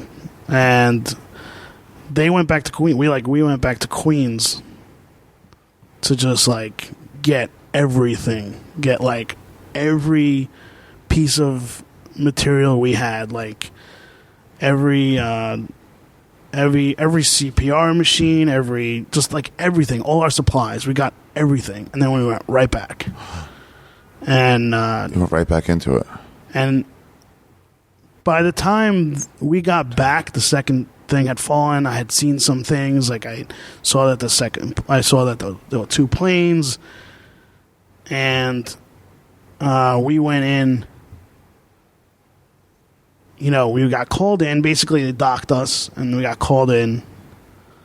And we were coming up. We had to go on foot, at some point. And we went up, I think it was Reed. And that was the first time I saw... So what? What happened. I couldn't... We were walking down Reed, and I fell to my knees. I couldn't believe, these 2 buildings... are just not here anymore. You just saw the holes? Yeah, just saw all, just everything, all those images you guys saw on TV and stuff, of the overhead shot, literally, that is hovering over everybody, and just huge piles of metal and, debris and dirt and whatever else. And I'm getting closer and closer, and I just went fuck, dude, what the fuck just happened? What the fuck just happened? And I got fucking friends there. I know they're not here anymore. I had friends that worked at Cantor Fitzgerald. I had 2 that, one, I was really close with, this guy, Mike Marty, fucking so close, really close friends. The most awesome guy to fucking hang out with. And there was this girl I went to school with that I knew worked at Cantor Fitzgerald. Her name was Jennifer Mazzata. And I knew she was, working there. And I knew at the Trade Center. The fucking chance of her being alive, the chance of Mike being alive was almost 0. Because I'm there's no way they fucking buildings. There's no way they got the fuck out of there. They literally worked on the 102nd and 104th floors. And I knew they were in the hundreds. I just didn't know where exactly. But they're above. Yeah, they were above the hit, and there was no way the fuck they got it. When I fucking collapsed, when I dropped to my knee, I just knew, that was the first thought in my head. It was Mike's fucking dead. He's dead. Richie's dead. Jennifer's dead. All these people were dead. They're dead. There's no survivors. There's no way anyone survived this. There's people that got out. Yeah. But there's people that are definitely dead, and I knew that. And one of the guys, this guy, fucking Paul, just picked me up from my collar. It's we gotta go in. There's no time for us to be weak, basically. And that was the worst. Being on those piles was worse than actually seeing anything. That, seeing the actual, part of it. Because there's shit that no one ever talks about, that happened. There was, I saw a cop kill himself. What? Yeah, I saw a cop kill himself. What do you... I'm not going to say the guy's name or anything. He's just one of the victims. What did he do? Just couldn't take it. Took his gun? Took his gun, shot himself. Very early on that bucket brigade, and that's what they called, because we just kept putting stuff in buckets. You're not, a lot of stuff you're pulling is body parts, just body parts. You know, there was just there's a lot of debris and shit, and there's body parts everywhere, and you saw that? Yeah. Like that was the worst. That was the worst. Just an unattached arm? Arms, legs, limbs, parts of a face. Just it's fucked up, dude. It's so fucked up, and you're pulling shit out. You're like literally pulling a body, and it just falls apart. Like that was. Like, you think you found something. Like, you think you found, like, maybe somebody who's still alive. Uh-huh. And, like, you're trying to pull it out, and it just, like, just falls apart. Like you're, I hate to make a comparison. Like, if you're eating a fucking rib, and it's, like, fall off the bone, that's how it was.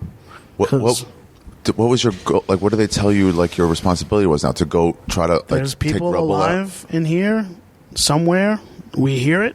We hear people yelling. We hear people screaming. Yeah, totally. And we got to get to them. We got to get to at least one person. If we can save one person, that's one person. That's fucking whatever it is, And it was fucking rough to watch. I don't know who that is. Hey, what's up, dude? We're almost done. He's a photographer. Okay. Sorry. Yeah, we're just recording a podcast. Okay. Did you find anybody? Yeah. Like, how did you find them? There was this guy that was stuck. He had, like, this fucking piece of metal, like this rod just, like, in him, But he was still alive, and he was, like, yelling, and we finally got to him. The way it worked was how you go up the brigade was you fill your bucket up. Like, it would just be, like, one after another. You fill your bucket up, you bring it down, the next person up. Fill the bucket up. With what? Down. With the bucket. Filled up with what? Just whatever you can fill it with, just because we kept digging and digging. We're just digging. So you're getting stuff off.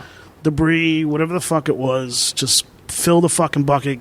Because we couldn't bring machines in there. We couldn't bring cranes or anything. So everything was done by hand and tools. Why couldn't you bring cranes in? Because they felt like if they went in with, like, cranes and shit like that, they would crush somebody. People, Or, just like anything, any chance of there being, if you just plow or anything, like, you might you might kill somebody.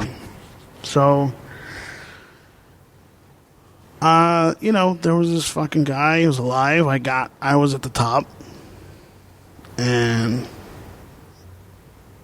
we were so excited. So, like, the first, like, 6 or 7 people at the top of the brigade, but there was brigade lines throughout the.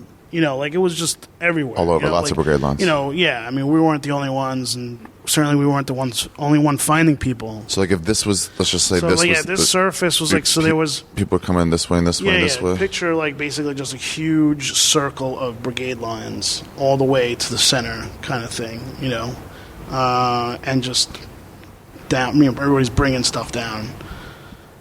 And I got to hold this guy's hand. The guy with the rod? Man. Yeah, and it was like everybody's holding his hand. Like, everybody's like, 4 of us just like, while firefighters were just kind of like trying to carve, and they were using a saw to get through the rods that were around them. Everybody's holding his hand, but you can tell the guy is like, he's not going to make it. He's getting weaker and weaker, and just the fact that we came into contact with somebody was, like, fucking amazing. Like, this guy's still alive, and we have a chance here. We have a fucking chance to fucking get him out of this. And, just trying, man. You're trying to say anything to fucking keep him alive, but you could tell he just keeps nodding out. Where was the rod? Where was it? bullets like through his through his torso, but like the lower back. One EMT was trying to reach in and stop the bleeding, but it was just too much, and we knew if we pulled him, he would just shred. Like if we tried to pull him off, like literally his skin was like melting, like it was so charred, that there was no way. Like if we tried to pull him, he would just come apart. So what the firefighters were trying to do was saw around him and pull everything up. Yeah. That was the plan, was to like pull everything with him and see if we can get him to a place, but he died before. What did he say to you? What was he saying to people? I have a family, and he wasn't making a lot of sense, he's just saying, we just kept asking him questions like, where do you live? What's your wife's name? What's your kid's name? And we try to keep engaging him, keep him alert. Yeah. Where was he working? What floor was he on? What was his wife's name? I think it was Cindy. His name was Sean Powell.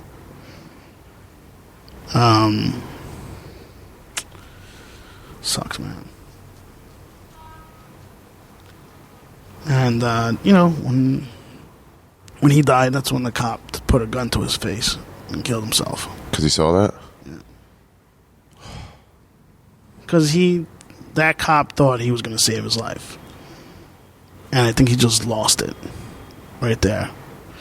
I would never say that guy's name because, his identity is one of the cops that were, killed, right. In the Trade Center attack. No one knew what happened to him, outside of the people that were there. And I think that was something everybody wanted to protect. Sure. And say he didn't do that to himself, that he, died heroically. And he did, he was there the whole time. Like he had been there. He was one of the first people to respond. He was there from the beginning to that moment. And he had already lost people in his unit. Yeah. And so you keep working, man. That guy dies and you keep working. Did you see any fights that were going on? People losing it. Yeah, a lot of people losing it. And get it together kind of thing. It was chaos, man. It was fucking absolute chaos. I think everybody protected that. I think everybody wanted to make sure that no one knew that was happening. What was happening? Chaos? Chaos. Yeah, just fucking people the amount of body bags that we were using was fucking just insane, man. It was like you find the hand, you put it in a body bag, you don't know how many people that is, you don't know how many, whose part is whose, this part is not necessarily this guy's part that you found, everybody's, every fucking 30 seconds you're hearing bag, just, and they're tossing a bag up to that guy and he's putting that part in there. Yeah, and just bringing it down. And, it's fucked up, man. It's just so fucked up. And I think at some point you forget to eat, you forget to drink, you forget to fucking breathe right. You don't know what the fuck is going on. What is breathe right? What do you mean?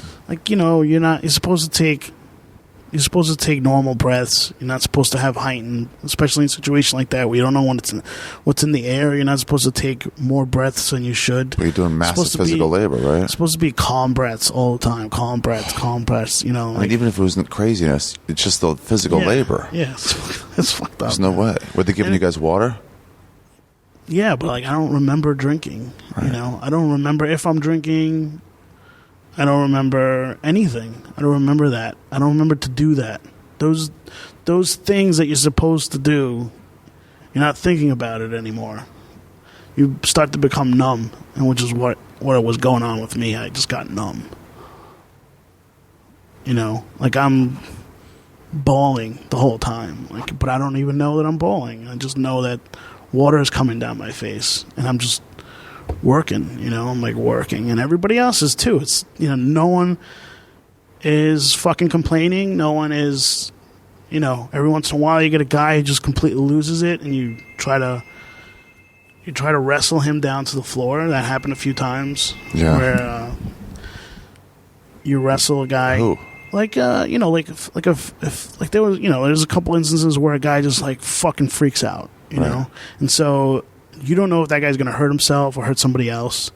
So the instinct is to just jump on him and keep him down until he calms down and you can get him off the pot, like you can get him away. So that was happening a lot. Yeah. And then there was fucking, like, you don't know what you're standing on, a gas line. There was little fires everywhere, like small explosions every once in a while. Oh, really? And they would evacuate ground zero. The time I was there, they evacuated at least 4 or 5 times. At least 4 or 5 times. Evacuated everybody. Yeah, they got it because they were also worried about the other building falling. Yeah. World Trade Center, I guess 3. I think it was 3. Why? Because 7 had fallen. Yeah. How did 7 fall? Because the explosions plus the Impact? You know, the impact of those buildings falling fucked up the structure of the other buildings. Mm-hmm. You know what I mean? Like the foundation and the structure was very got fucked up. It like put kind of like something coming off its axis almost. So that one of the buildings got fallen, they were worried about another one falling. So they were constantly worried about anytime there was like a little explosion or something. They're like, you know, we don't know if that other building's gonna fall. Let's get everybody out of here.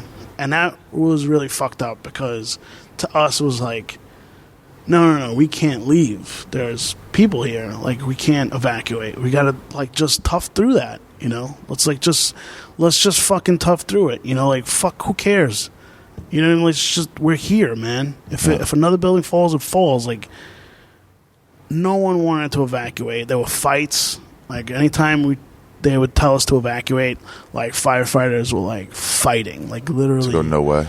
Yeah, I'm not fucking leaving here. I'm not fucking leaving. Like, you can't get me to get off of this. You know what I mean? And there would just be brawls.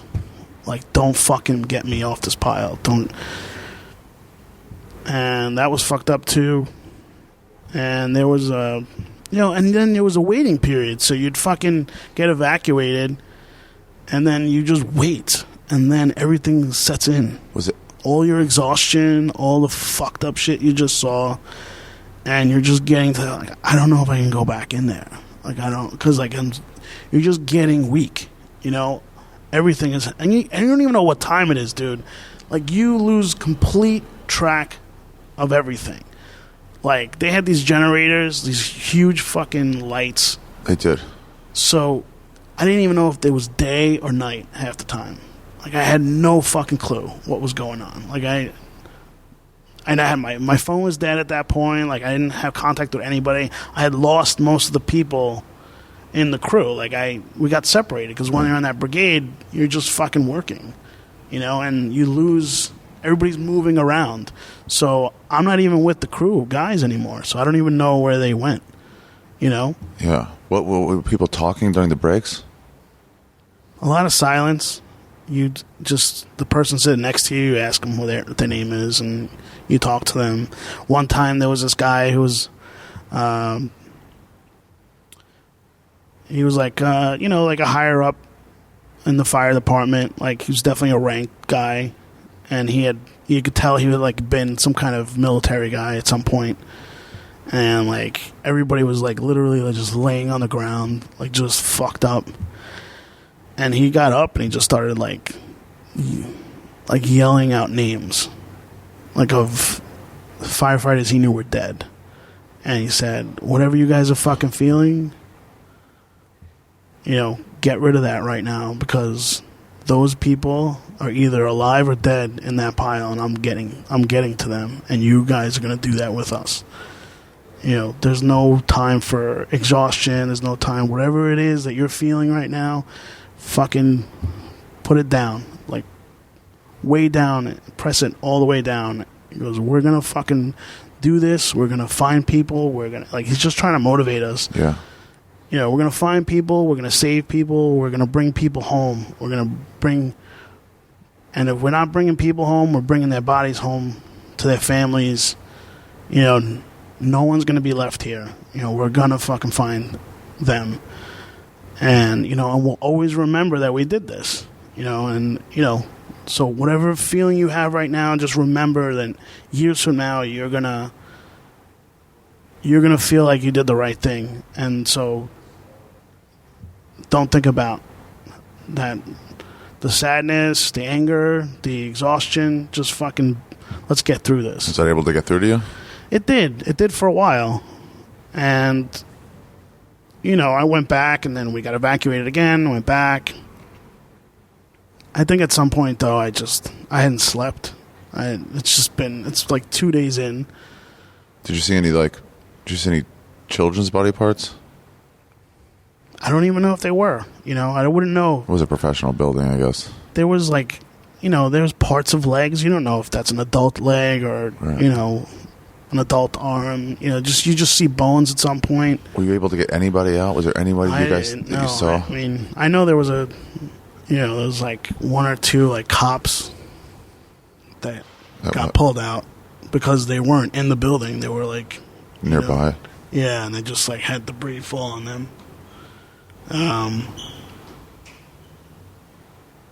It was like. By the time I was done, like that with that initial thing, I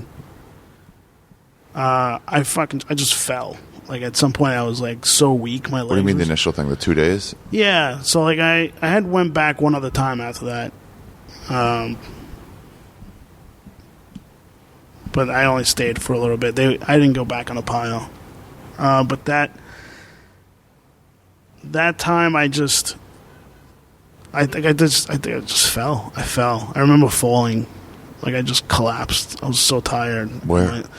I was on the pile. I was like in the bucket brigade, and I was, you know, bringing shit down, and then I just fell. And like literally just laid on the ground. On the pile? Yeah. And like this guy grabbed me. He's like, hey. It's like, when's the last time you had anything to drink? You know, he's checking my eyes, you know, and I'm like, I don't know. Like, I just kept saying, I don't know what's going on. Like, I have no idea where I am. Like, I don't even know what the hell this is. It was so fucked up, dude. It's like, I don't even know what I'm doing here. Like, how the fuck did I get here? You're just thinking about, like, what am I doing here? I don't belong here. Like, I'm not this guy. You know, I've never had balls like this to, like, you know, be on something, like, just see all this shit. It was so fucked up. Like, I'm not, you know, I had seen shit growing up and stuff, just being in a bad neighborhood, but, like, it's like, I didn't fucking train for this shit, man. Like, I don't know what to do. Trying to be a sports reporter. Yeah, you know, just trying to run fucking basketball and shit. Like, I don't know what I'm supposed, like, I don't know. I had so much self-doubt of, like, am I just fucking things up? Right. You know, I was so worried about that. I was so worried about whether I'm doing the right thing or am I fucking everything up? Like, am I fucking up the process because I don't know what I'm doing? Mm-hmm. You know, because I wasn't a firefighter. I was just following leads. I was just following their lead. You know, whatever they told me to do, I just did. But, like, I didn't know if I wasn't doing it well, you know? But I guess no one did. You know, if you think about it. Were there civilians that were coming in volunteering? Yeah, then you started seeing like construction workers come and stuff like that, just demolition crews. And they would be on the brigade? Yeah, because they just knew like how to do that shit. You know, even though it was like this rescue mission, it was definitely a lot of like those crews coming in volunteering, which is great because I honestly think if those construction crews weren't allowed to come, yeah, because the first day they weren't. It was all rescue officials. Yeah. But like when those construction crews, like it was like a, you know, it was like a second wind. You know what I mean? Like because those guys were ready. They were like waiting. They were on the outskirts of the trade center, Just waiting to go in. just like, hey, let us in, man. Just let us in. Let us show you the best way to get this done. And it was fucking amazing because you can see stuff. Like when they entered, shit got done faster. But like firefighters were really fucking territorial. They weren't okay with it. Oh, really? Yeah, because for firefighters, it was like, this is ours. Like, this is our shit to clean up. There weren't enough of them. Right. They were definitely wet, and they were fucking shot. They were just they were just fucked up. They were all tired and beat up. But it was like, this was our failure. This is our burden. This is all ours. We're going to deal with this. You know, so anytime somebody like came in, it was like not met with, you know, the right way. Not you know what I mean? like, Like, yeah, like, no, it was like, dude, this is ours. Just fucking stay away. Like, we're gonna find these people. We know what we're doing. You know, like, and it wasn't anything like, oh, you know, an ego thing. It was like, we fucked up not getting enough people out of here. And we have a shitload of guys in here. So we know how to handle that. You know, we're going to be the ones that pull firefighters out of, like, dead firefighters out of this. We know the way to get them out. Like, preserve their body. Like, fucking, we want to make sure we can say, we can bring this body home to a family. Like, they were so specific about that. They were like, whenever anyone found a body part or anything, like, firefighters would rush to it. Like, you know, just... Get it. I mostly think it's because they wanted to make sure it was not a firefighter's body. Did you see them find any of their friends? No, I didn't see that. I mean, maybe they did. I don't know. Yeah. Does it like not on the ones that I was volunteering on? You know, so I don't know. And then so like when I collapsed, the guy helped me up and he brought me over to like a Red Cross station. They checked me out. They gave me some water, and like I had been wearing a mask the whole time, but like I knew like that mask wasn't doing shit. Like I just knew. What kind of mask? Like a nurse mask? Yeah, just a regular. You know, it wasn't doing anything. I felt my chest felt like there was, you know, 1,000 pounds of metal on it. Like it felt so heavy. I wasn't breathing right. Was the pile hot? Yeah. It was hot. Just felt hot. Yeah, you're sweating balls. You know. No. It's like, yeah, you mean were the pieces hot? The pieces, yes, absolutely. The dirt, when you would pick up, literally, when you just pick up dirt, it was warm. It was like really warm. Not like hot, you couldn't touch it, but definitely, you know. Hot from like late summer in New York or hot from fire? Hot from fire. Yeah. So, yeah. And so, like, you know, I get to the Red Cross station, and they're like, hey, you know, you should probably, you know, not go back in. Because they felt they said, you're definitely dehydrated. You know, you should probably go to, they set up a triage area at Chelsea Piers. They also had triage at St. Vincent's, but like they were like, you need rest. Like you've done everything you can. And I was like almost relieved to hear that. Like I was just like, yeah, you know what? I think I need that. I think I need to not be here because I'm starting to like lose it in my head. Did you need someone official to tell you, like, you can go? I didn't even know who they were. Like I didn't even know if they were a nurse or a doctor or anything. They were just Red Cross. It was a Red Cross truck. You know, I had no idea, but they're just like, hey, you know, can you okay with that? You know, can you leave? And I got scared because I'm like, I just want to know where the crew is, you know, because if they're still here, I want to be here. So I don't want to like not be here for them. For your guys from Queens? Yeah, it's like if they're here, I want to find them, and then I'll just do whatever they're doing, you know. Yeah. And he's like, do you want to make a phone call? And I said, yeah, you know, I'll make a phone call. And I called those guys. I called the house, and they said most of the guys had come, like, were back. There's a couple coming back, and there's a couple that had gone back the day before, and so for the most part, everybody was back and safe, and like they thought something happened to me. Like they didn't know what, they got separated. They didn't think I was dead, but they thought maybe I was hurt or something, and I couldn't get in touch with anybody. It's tough to not even know. It's like, maybe it's not dead, it's but literally, where is he though? You have no communication with anybody. So like, and I started to realize, I was like, shit, like a couple days, like have gone by here. Like I better call people. Like I better get in contact with somebody. Did it rain during this time? I think it drizzled one night. It drizzled. Was it hot during the day? Not really. It was tolerable. Just again, that's not something you even thought about. Right. And so I said, hey, how do I get picked up? Because I knew like there was no way anybody could enter that area. Uh-huh. So it's like, where do I go to get picked up? It's like, well, like you can go back to the docking area. You can go to Chelsea Piers. And I was like, all right, how do I get to Chelsea Piers? And I'm like, there's a transport. If you can wait here. I was like, I don't want to wait around. Like, I just want to go because I knew that if I stay there longer, that I'd probably just go back in. So I was like, if I'm going to leave, I'm going to leave, and that's it. 2 days? Yeah, at least. I mean, honestly, I think it was early Friday morning. Early Friday morning. This was Tuesday morning when it happened. Tuesday morning when it happened. So this was like, it was like Thursday night into Friday. Like 2 a.m. or something? Yeah, something like that. And I'm like, all right, I'm just going to walk to the west side. And I said, you're going to see a lot of trucks going back and forth. So you can probably get a ride from somebody. I was like, all right, I'll do that. I'll just get out of here. Because I asked the guys if they were coming back, and they're like, not till morning. And if you're going to stay, we'll get you in the morning, and we'll send the truck back to Queens.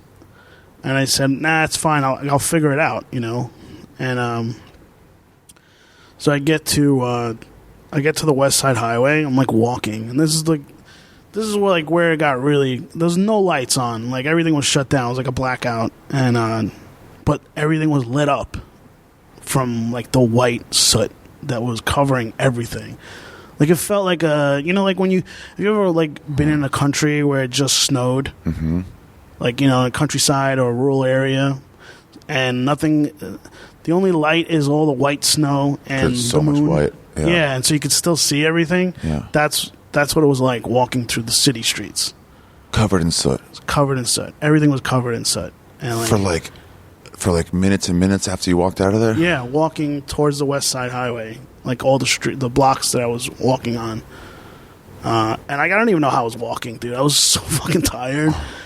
And I finally get to the area where this was, and there was no one coming out. The guy was such a liar. Like, I don't think he knew either, because he was just a Red Cross volunteer. He had fucking no idea what was going on. So I'm like, fuck, I'll just walk to Chelsea Pier. I'm like, I don't even feel my legs. I'll just walk, and I'll get there, and I'll make a phone call, like my brother or one of my friends, and see if they can come get me. Because that's what I asked. I said, well, where can somebody pick me up? And they said the closest you can get to is Chelsea Piers. Like the closest anyone can get is Chelsea Piers. Like that was the perimeter, man. Like, I don't know if you know where Chelsea Piers is, right? A little bit. They redid them all nice. It's not. I mean, it's not that close. I mean, it's not that far either. But it's not that close. So the fact that they had completely walled off. That's like a 40-minute walk. Yeah, definitely. At least 30 minutes. And so I started walking, and there was barricades everywhere. And then finally, like, I just had my head down. I still had my helmet on. And I had my head down the whole time. And then finally, I'd start hearing people, like, yelling. Like, not bad yells, just happy yells. And I'm like, I don't even want to look up. I don't even know what the fuck. Like, it took me... I heard all that. Like, it was like... I don't even want to lift my head up to know what that is. Like, it took me a while to say, yeah, I'm going to lift up my head. And by the time I lifted up my head, I looked up and there was like this mob of people like coming to me. And it was just people like glad to see somebody. Like, glad to see like a worker. There were just people on the perimeter just waiting? Just waiting. Like, and I didn't understand what they were doing. They had signs and stuff. Like, thank you and like, you're heroes and stuff like that. And I get through the barricade and like they're all surrounding me. And I'm like, what the fuck are you guys doing? I'm like, what are you guys doing? Like, and they're all like trying to touch me, like pat my head and like, oh, we haven't like seen anybody. You're like the first person we've seen walk out. Huh. I mean, we've seen cars, trucks going in and out, but we haven't seen anyone. I was like, can we do something for you? I'm like, I don't know. Like, I don't know what you can... Like, I didn't even know what they were asking. Like, what can you do for me? Yeah. Like, what's wrong with me? I don't even know if there's something wrong with me. Who were they? Just helpless people? Just like, I want to help, just, I don't know what to do? Just people that were like, man, like, if we're going to stand by that area and, like, tell... Like, they were supporting. And they were all really nice. And, like, that's fucking awesome that, like, almost like they were a...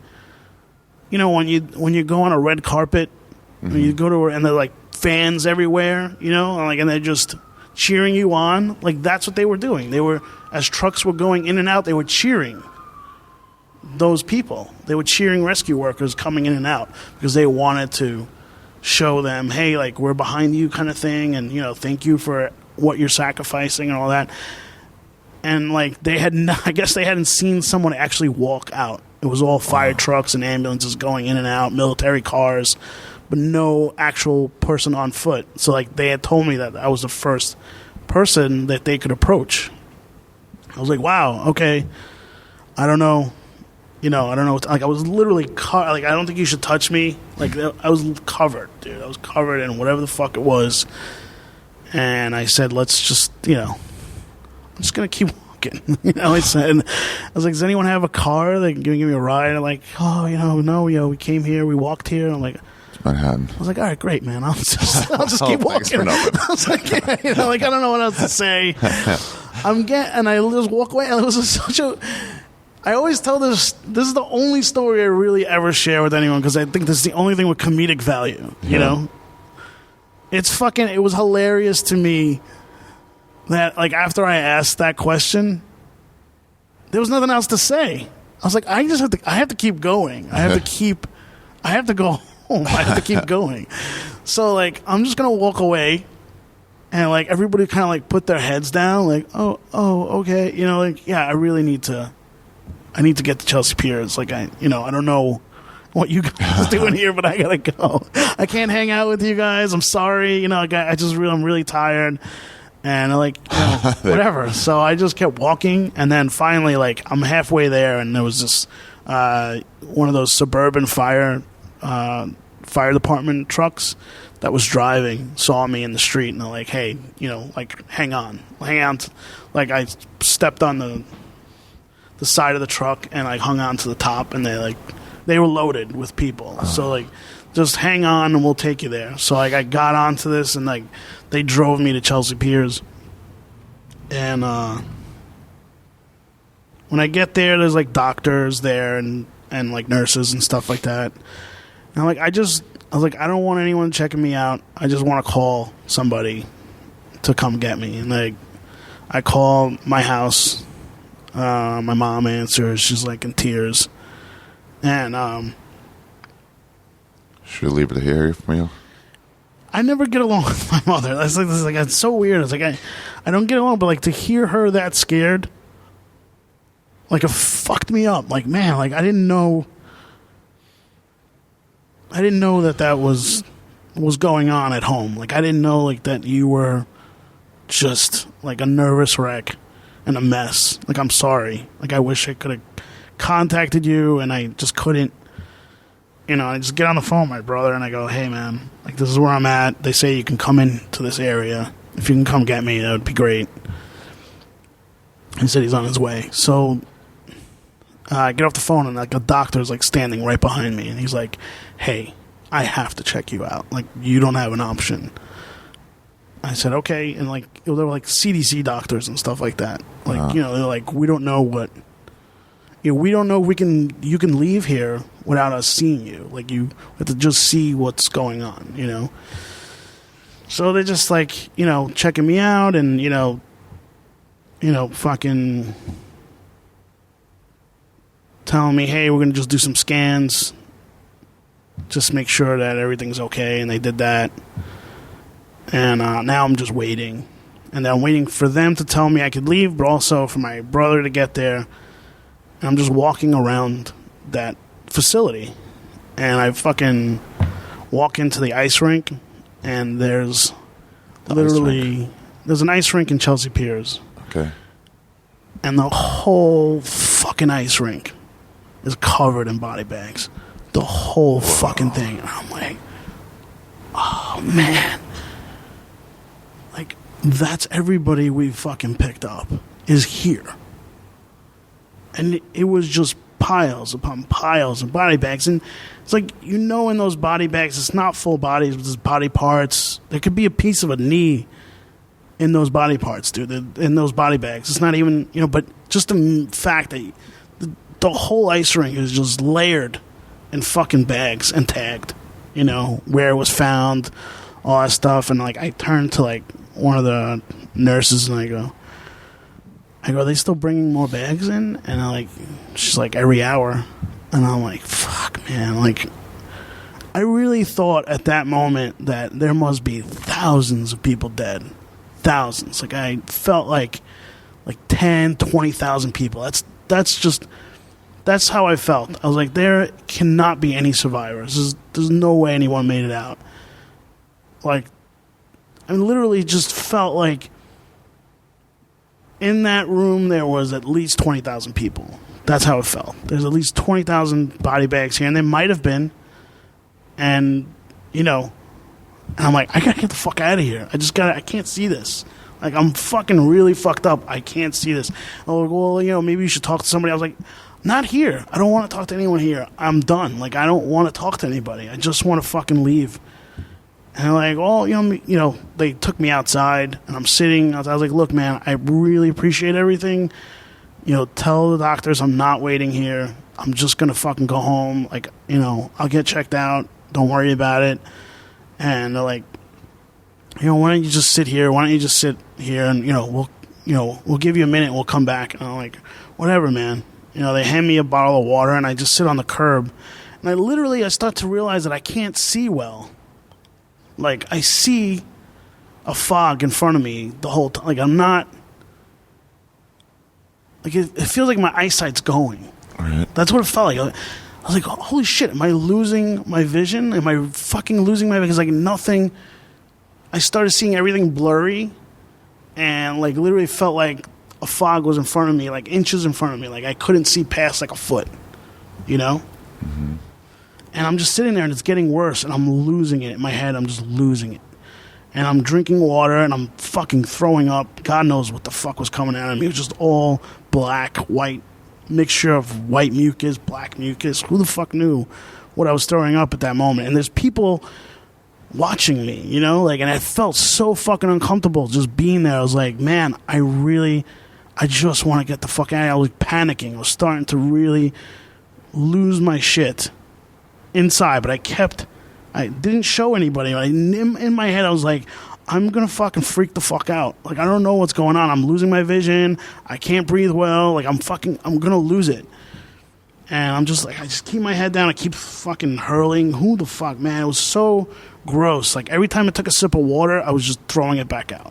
Really? Yeah. And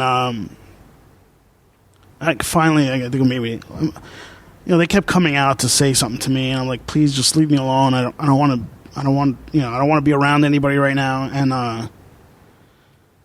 And then, like, I just hear my brother's voice, like, Paul? Faint. Yeah, I just hear my brother's voice. And I think I'm just making that up, because I think I just wanted to go home so bad that I kept hearing Paul's voice. And he's yelling, and he's, like, coming close. I hear the voice coming closer, but I'm not I don't know what it was. I couldn't pick up my head. And that happened at the barricade. It was hard for me to pick up my head. Like, I was so tired. I couldn't pick up my head. And my brother kept coming closer. And finally, my brother grabs me. And he goes, "Hey, it's your brother. Like, I'm here. I'm right here." I'm like, what? Like, what? Like, this is really, like, I couldn't believe he was there. Like, I was just fucking get me out of here. Just get me the fuck out of here. I'm losing it. Just get me out of here. And he was with a friend who was waiting in the car. And it was a Cherokee. He had a Cherokee at the time. And, like, I'm walking over to the car. And his friend's sitting in the front.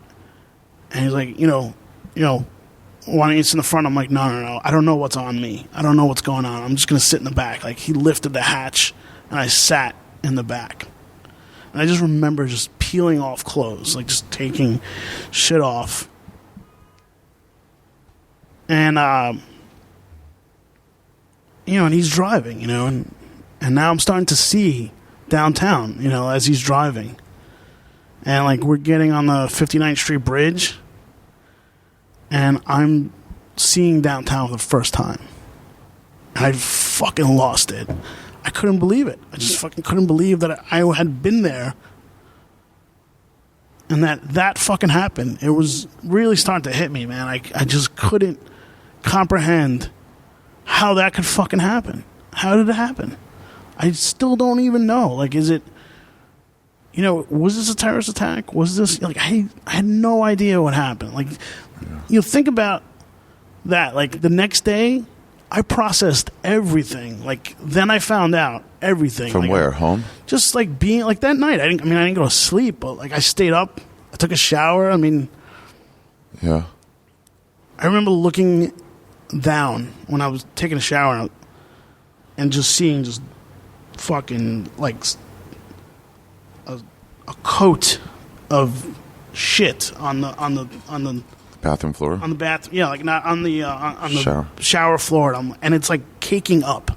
That's how much stuff was on me. Wow. It's caking up. I'm like, but like sitting in the back of that truck, sitting in the back of my brother's car, and watching that, it was horrifying. You just looked at the. I just kept looking at the skyline, Yeah, and I was like, oh my god, that being on that bridge was like the best view of downtown. And there was no cars. There was no traffic. Everything was, like, quiet. And, like, no one said anything. Like, my brother or his friend. I don't think anyone knew. Like, Paul got fucked up, too. Because he was working at this building, 100 Broadway. And, like, when those buildings fell, he was still in that building. So he had shit all over him, too, he told me. And, like, it took him a while for them to be able to leave that building. And so he finally got home, which was great. And, but like where did you go? He took me home. To your house? Yeah. Were you staying alone then, or? No, I was living with this girl, and then we broke up, and I had just went back to live with my parents. And, like, I was there maybe 2 months. And I just remember getting home and just, like, taking that shower and just sitting in front of the TV and just watching it all over again. I'm like, man. And no one said anything to me. And I don't know if they just... I wouldn't know what to say to me. Yeah. What do you say? Like, what the fuck where do you even start? Or what do you say? Like, you just don't know. It's just like... Even like, you okay? It's like, no. Yeah. Like, it was just like my mom saying, I'm glad you're here. I'm kind of, I'm just gonna leave you alone. Could you eat? I didn't have an appetite for a while. How long? I don't remember. I couldn't recall my first meal after that. Mm-hmm. I wouldn't know. How much longer afterwards? I'm sure I ate the next day at some point, but like I don't remember what I ate or how much of it I ate. Like I don't remember that at all. And it just, I was glad my guys were safe. Any of your guys? None of those guys died. Yeah, but there was this firehouse that I had gotten really close with. Those hazmat guys, and like some of them I really knew well, and they lost 19 guys, man. Damn. 19 guys. That fucked me up because I covered a lot of their shit. Like as a reporter, like I responded to a lot of their stuff, and as EMT, I would see them all the time, and like the fact that 19 of those guys were gone was like fucking insane to me. Like, and then that next night I'm at a vigil. I'm at a vigil for my friend. And, everybody's like thinking everybody's missing and stuff. Somewhere, somebody is, they're in a hospital somewhere, or they're in a fucking, wherever they're going to be, they just lost their memory, or, they have amnesia, and like. You're hoping that's happening? I'm not hoping that's happening, because I know the fucking truth. Right. There's no way anyone's alive. There's no way. And they would call it the missing, there's no one missing, man. They're dead. They're fucking dead. They're in those body bags that I saw. They're there. There's no way they're alive. And fuck, man. Like I couldn't even. I had a hard time facing my friends because they all believed that. They all fucking bought into it. What? That someone's still around? Missing, yeah. Missing. And I'm like, I can't even be around them. Like they literally think somebody's going to come home. Like they're going to magically step out of that fucking pile and they're going to be alive. Yeah. And, I still had a job, and I had to write about this shit. And like... Did you? Yeah, totally. And I had to write about the missing, Like I had to write... About the idea of the missing? No. I had to write about, hey, this, like basically the way newspapers were doing it at the time, they were splitting people up, okay? They were taking, like, okay, you cover this area, you're going to take this guy, this guy, this guy, this guy. You're going to go to their houses, and you're going to go fucking talk to their families and, get their description, get a picture, basically what newspapers thought they were doing was we're going to put these people out there. We're going to put all these names and faces out there. And if anyone sees them... They're going to be found. Yeah. Like they'd just be walking the street somewhere and like... Yeah. Like, are you out of... Like, and I would say to like my editors and stuff, are you out of your minds? Like, there's no fucking way they're alive. Yeah. You don't know that. I was like, no, I fucking know it. I know it. I saw the body bags. There's no way they're alive. I'm telling you, I'm pulling up pieces of fucking body. There's no way. And they're like, he's fighting me. Like, my fucking publisher's fighting with me. Like, you don't know that. We're going with this story. We're gonna try and remain positive and like, what are you fucking talking about? There's nothing positive about this. They're fucking dead. Like, I'm losing it. Like there, I'm losing. I'm hating everybody because they're disagreeing with me. What newspaper is this? Or what? I was working for this. I was working with this chain of papers in Queens, and like at the time, like everybody's dead, man. They're fucking dead, and like if you're gonna be negative, maybe you shouldn't be. Like, no, I shouldn't be doing this. But like, I didn't want some asshole reporter handling the people I knew, so I took everybody I knew. I said, I'll just take all these names, and I'll go to them. I'll find. I'll get there and I'll put I'm going to treat this the way I would want someone to write about me in an obituary, but I'm going to say they're not dead. And I went to everybody's home, and I could, most people didn't want to talk about it, but like the people that I knew, I'm going to go talk to their families. I'm going to tell them, the truth. The truth, but like, whenever I did that, whenever I went to these homes, they had bought into this missing thing like it was real, man. It was so fucking real to them. Like, they are gonna, like, I gotta get it, when you lose somebody, you don't want to believe they're dead. And, you go through that whole thing. The media and the city, they were all playing into this missing shit. And it's like the mayor should have totally came out and said, there's no survivors, man.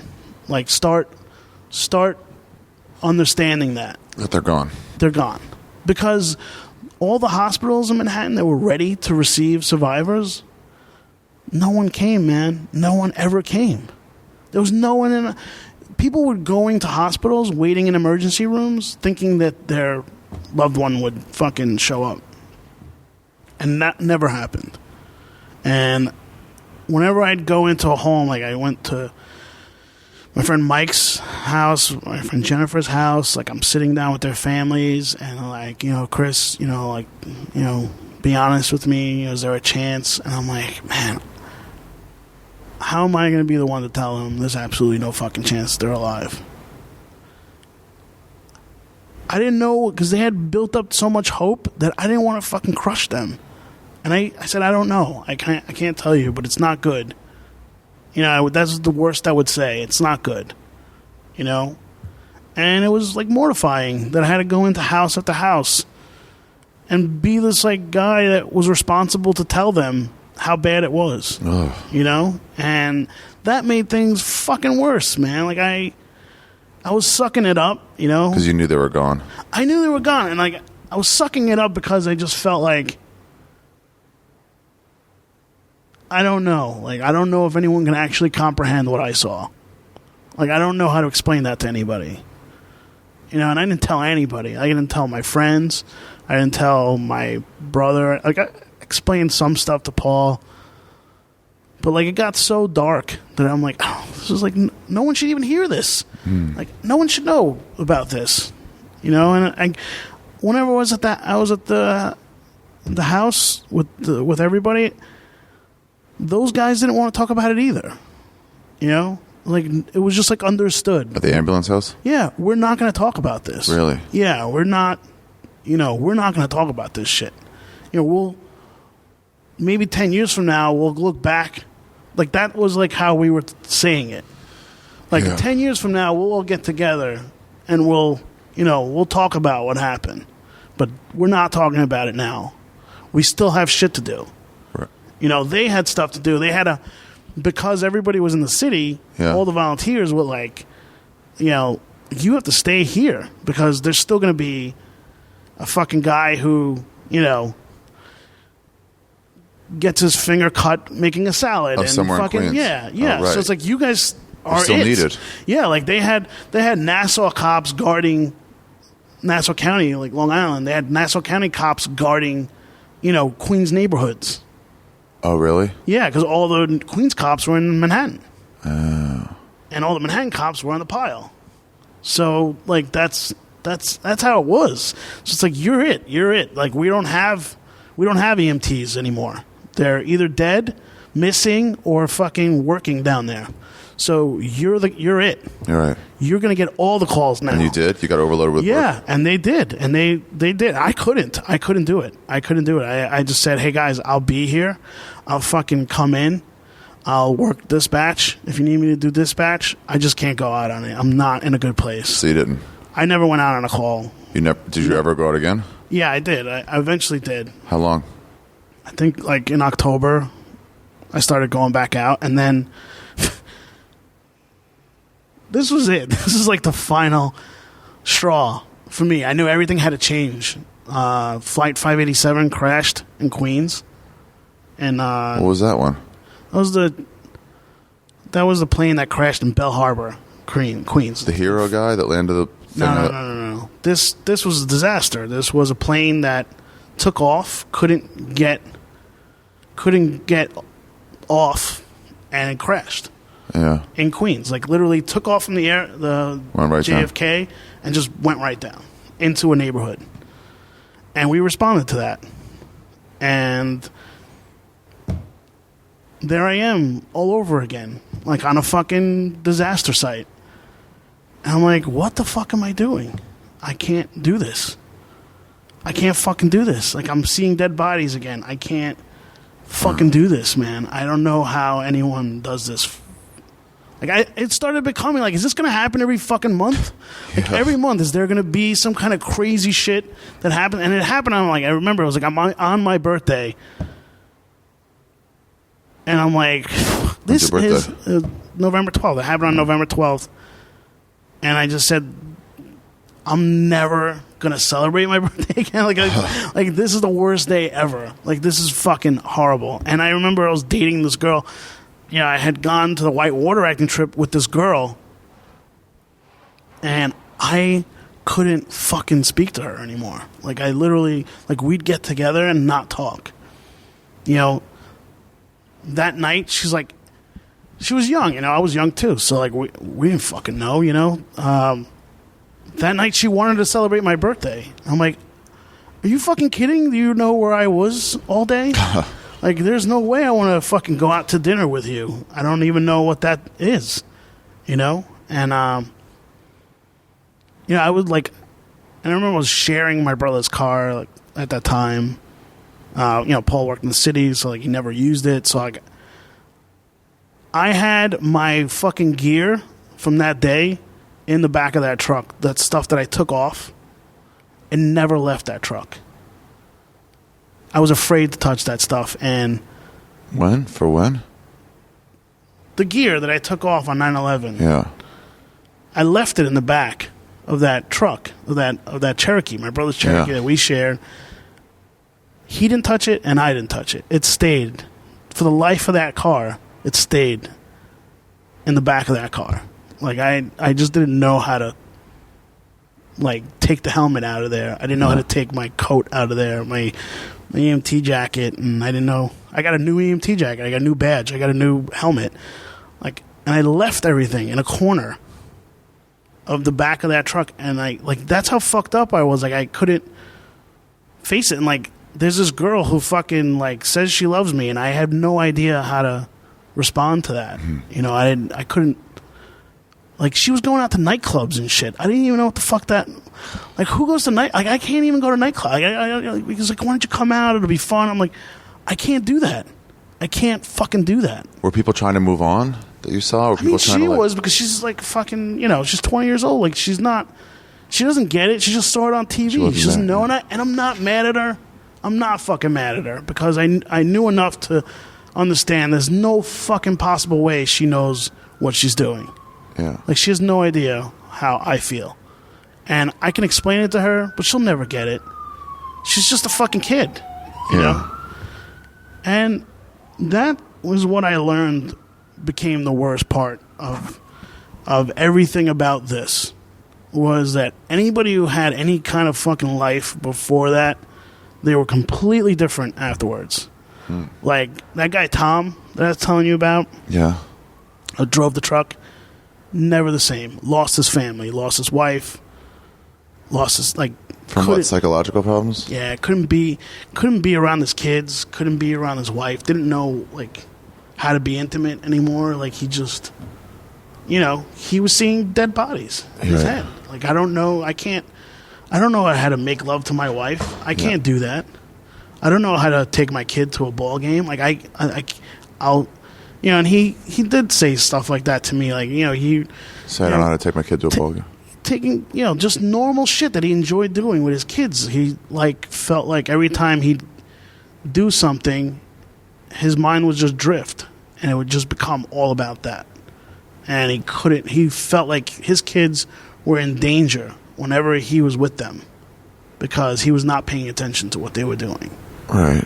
And, those stories, man, they're a dime a dozen. You talk to any one of those guys that were there for a while. Yeah.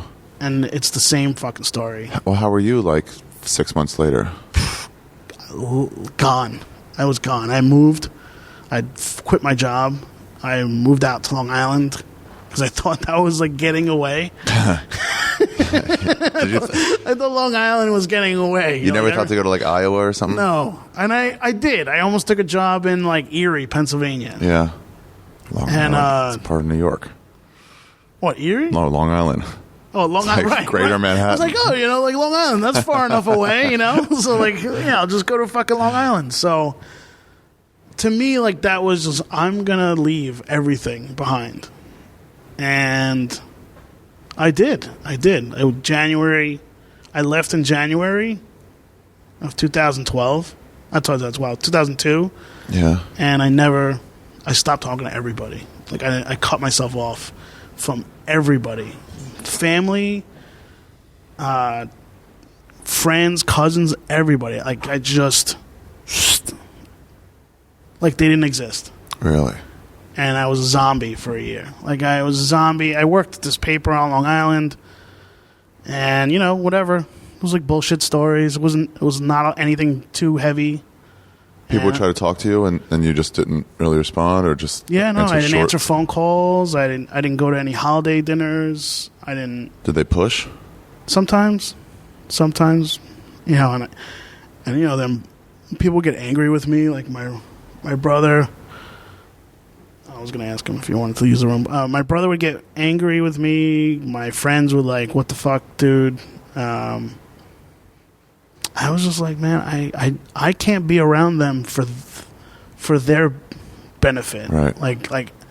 They shouldn't see me like this. Did you lash out at them? No. You just pulled away. I didn't laugh. I wasn't angry at them. I wasn't mad. Like they felt like I was, at some point they just felt like I was an asshole for doing that. Right. But I didn't expect them to understand, and I didn't want to explain it either. I didn't want to say, hey, I am a mess. Like, I think, I don't want you to think I'm damaged goods, so I'm just going to not let you see that. Right. So I was on all kinds of medications. And, the worst, I could deal with everything else, man. But like one of my doctor visits, basically, they told me like I had an absorbent amount of human DNA inside my lungs. Human DNA? Yeah. From the smoke? Like an ash, basically, was breathing in people. And, what does that do to you? I don't know. I didn't know at the time. Like, right now, like if you live with somebody, let's say, and you sleep with them every night, you sleep next to them, you're going to have their DNA inside you. Like, you're going to breathe in their particles. Yeah. And that's a normal amount for anybody or whatever. You're around people, you breathe people in, all that stuff. But, like, he was, like, we're worried about how much crap is in your lungs. But that is the type of stuff that stays in your body and doesn't leave. Like, that is going to affect you. It's going to fuck things up at some point. And I'm like, what does that mean? Like, what does that mean? Am I going to fucking die next week or something? Like, what happens? And I'm like, look, there's no telling what the long-term effects are. I was like, but we're going to treat it. And, we'll tell you how things are as we progress. How do they treat it? Like medications, oxygen therapy, all kinds of just shit to clear my lungs out. What is oxygen therapy? So basically it's, and I still do it now. It's basically a very direct treatment of oxygen to your lungs, where it's pure, you're breathing in pure oxygen for like a period of time. Like, so right now we're breathing in air that contains oxygen. It also contains nitrogen and all that stuff. But oxygen is the most purest thing. It almost acts as like a cleaner, like it comes in, it goes into your lungs, and it like basically replenishes. That's why like there used to be oxygen bars and stuff like that. Yeah. People did that for a while to give them like a heightened feel or something, whatever it is.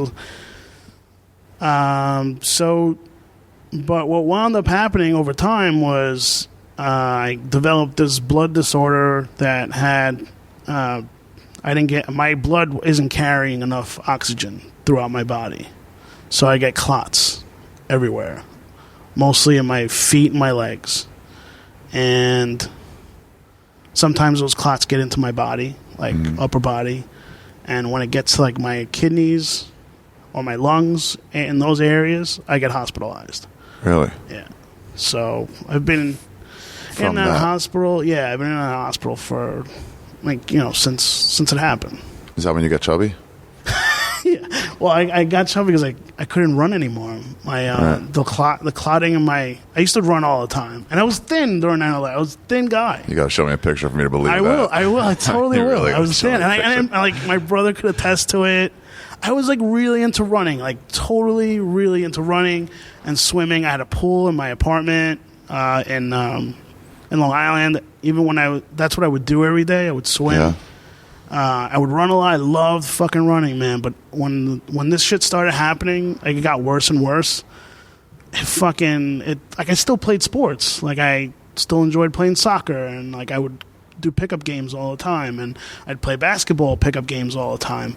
So I enjoyed all that stuff, but at some point I just couldn't do it anymore. Like anytime I do it, my lungs get heavy. Like I'm Still? My lungs are operating at basically. They fluctuate between a 35 to 50% rate of what like a normal person. What does a pack-a-day smoker operate at?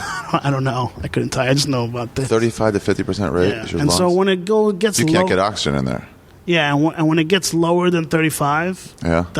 I get hospitalized then too. How? How do you know when you're low? I go every week. I go to the hospital. I go to Cornell Medical And so you Center every Tuesday. So you got to sleep over there sometimes, or like you got to stay here for a little once bit. in a while, but they've been fucking good. We got a good routine going, and Is this going to make you die earlier? yes, absolutely. I don't know when, but absolutely. I don't have the same life expectancy as anybody else. Are you going to get a blood clot to the brain? And that would that kill you? I won't get blood clots to the brain, but I'll get blood clots to the lungs and heart and kidney areas, which is very extremely dangerous. Yeah. And when you have I don't even look at the situation. It's become so routine for me that I don't care. I hear about other fucking people and I'm like, fuck, that's horrible. I hear emphysema and fucking just real just people getting awful types of cancer from what went on down there. Mm-hmm. And that's the shit I'm afraid of. I'm like, I don't want to die of cancer. I don't want to die of that type of cancer because it's such a rapid cancer. And some of the people I knew down there that worked down there have died. They got emphysema? Yeah, and they've died, man. Wow. Later. Yeah, later. I mean, it's only been 14 years. 3 years ago, I lost somebody from the ambulance company. Wow. I've also had people that I knew that killed themselves because they couldn't deal with it. Really? Yeah. How much later did they kill themselves? 2000 August of 2012, my friend killed himself. 11 years later. Yeah. No. Is it 12 or... No, it's 12. It's definitely 12. How did he kill himself? He slit his wrists in a bathtub. Wow. Just... It's a tough way. He... Did he leave a note or anything? We were talking a lot, dude. Like, he was fucked up. Like, there's no doubt about it. He dreaded the anniversaries. Mm-hmm. Dreaded them. Like, he fucking just like, I don't want... Yeah, he would lock himself in a room, just because he didn't want to, he didn't want to walk out and hear people talking about it. He didn't want to turn on a TV and see a fucking montage of, photos and video, because that's literally, it happens every year. You just, I'm not going to watch TV today. Because you don't know when it's just going to slip up and you're going to see it. I'm not going to pick up a newspaper. I'm not going to walk by a newsstand. I'm not going to talk to anybody because I don't want to hear someone say, hey, where were you on 9/11? And that shit happens all the time. I don't want to talk to you about it. And then if you say, I was down there as a first responder, then they're going to start asking more questions you don't want to answer. I've really? I've flat out lied what do you a bunch say? of times. It's yeah, man, I just saw it on TV. It sucks. What are you going to do? Because then what happens? Easier. It's all the questions. I was at dinner. I was at a dinner party once. And literally, I don't even know how the fuck it came up. It wasn't on a day or anything. But, it was 8 people were out to dinner, and they they start talking about it, and they go around the table. And I'm like, are you fucking guys? Why is this? Where were you? Where were you? And no, I'm like, oh man, this is gonna suck. I don't want to talk about this. I really, really don't want to talk about this. Dave, do you need the room? Yeah. All right, I'll get out. Oh, that's cool. I'll go in the other room. Let's go somewhere else. Yeah. All right, another room. So, did you see a therapist afterwards? Therapists? I would see teams Of therapists? I would see teams. Where? They did studies, that I was part of. That was a lot in the first year. In the first year, there was a lot of those things going on. I was part of the Stony Brook University study. And basically, they're just trying to learn. Their whole thing was we want to learn so that we know how to deal with this going forward. There's no solution for you now. I mean, they would talk to me about PTSD and stuff like that. You have PTSD? I did. I don't think I do anymore. Can you get over that? Yeah, because it's like there was definitely a shitload of guilt. You know? Survivor's guilt? Yeah, and a lot of like sleepless night. I mean, I'd get no sleep. I would. This is my routine. I would wait. If I would go to sleep at all, I'd get up early. I was like always up by 6, and then I'd go to work, and then I'd go home. Or when I was living on Long Island, I took a second job because I knew I wasn't going to sleep. Wow. So what I would do is like I would go home, try to rest a little bit, and then work from like 12 to 7 a.m. At a hotel. I was working at a hotel. Really? Yeah. It was good because, like, you know, cash flow is nice. I wasn't getting paid like a shitload of money as a reporter at the time. You know, I was getting paid enough to live and shit like that. How much would you sleep? Just like, I would say I would get a good 6 to 10 hours a week. oh, A week. I think 6 to 10 hours. Like that's actually a lot. No. It's like a week. Yeah. Like literally, and when I say I was a zombie, I really was a zombie. Like Do you have nightmares?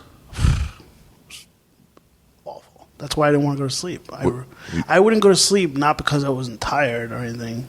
I wouldn't go to sleep because Friday the 13th stuff. Yeah, I didn't want to see that. I didn't want to see it again. You'd see it? Yeah, like vividly. As soon as I closed my eyes, I would see it vividly. And that's all I would think about. There was nothing else to think about. Did you ever have dreams where things were working out? Like where it wasn't happening? I had where the dreams World Trade Center where was I still would there, have dreams where there was a higher percentage of success rate.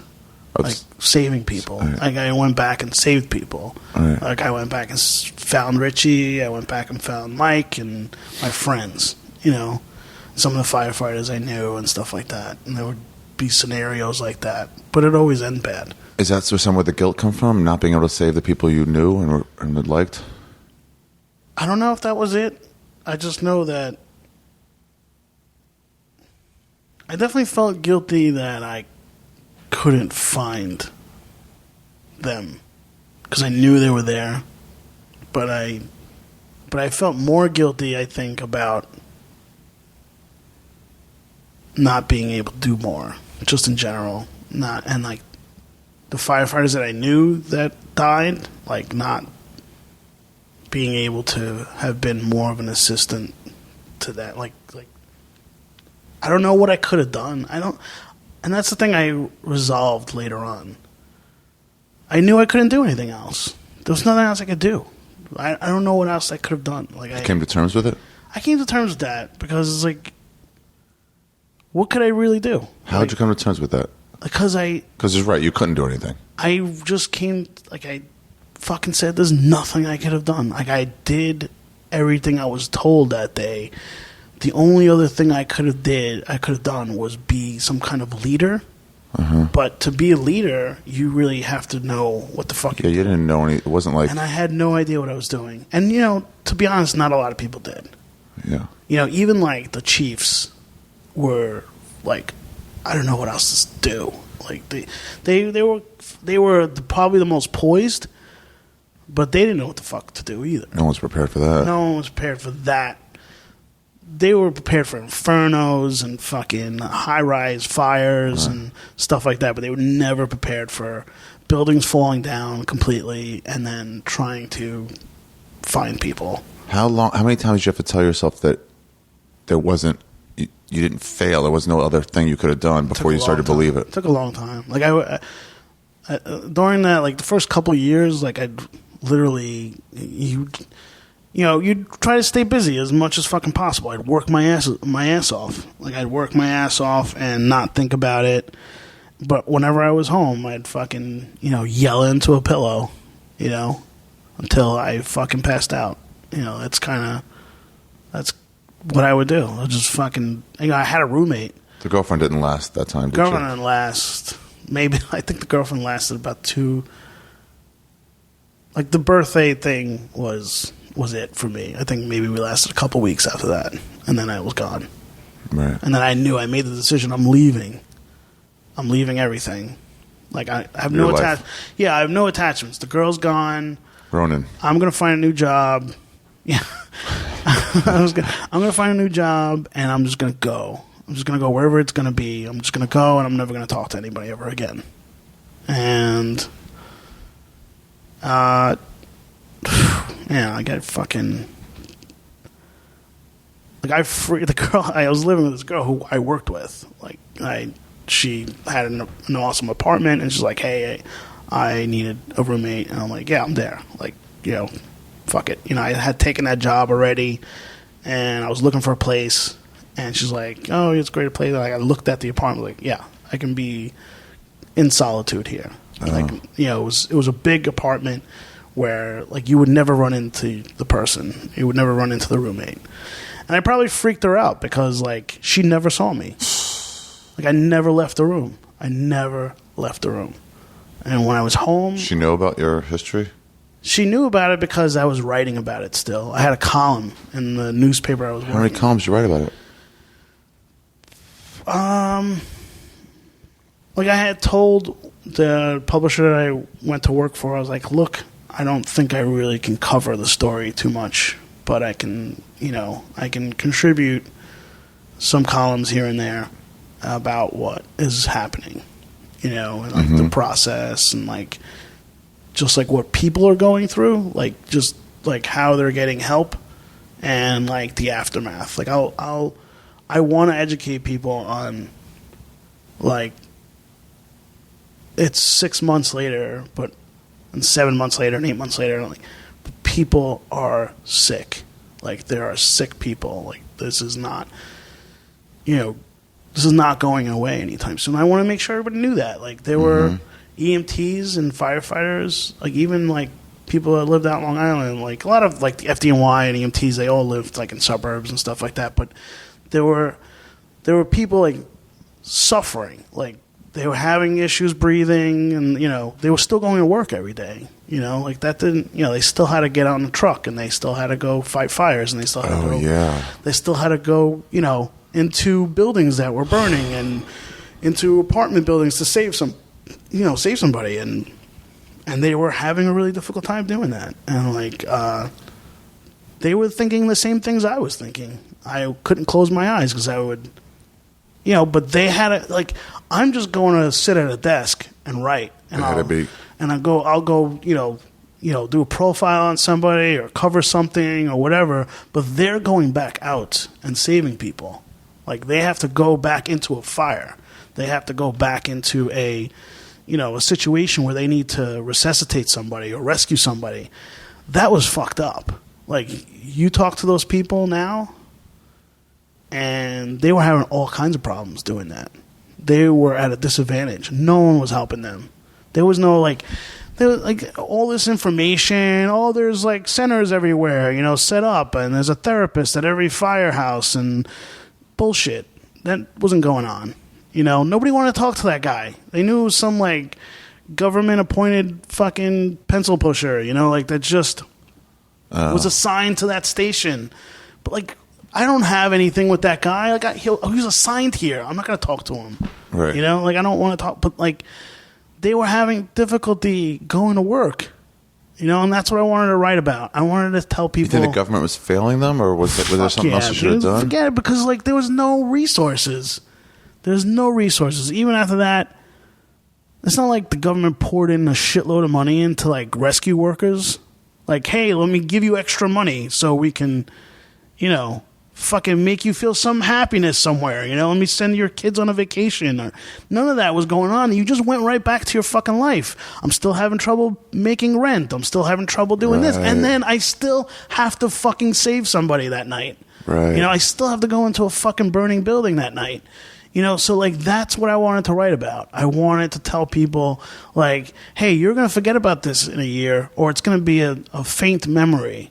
But these motherfuckers are dealing with this shit every night. Go right back in. And as soon as they walk into a fucking burning building, they're not thinking about the burning building. They're thinking about 9/11.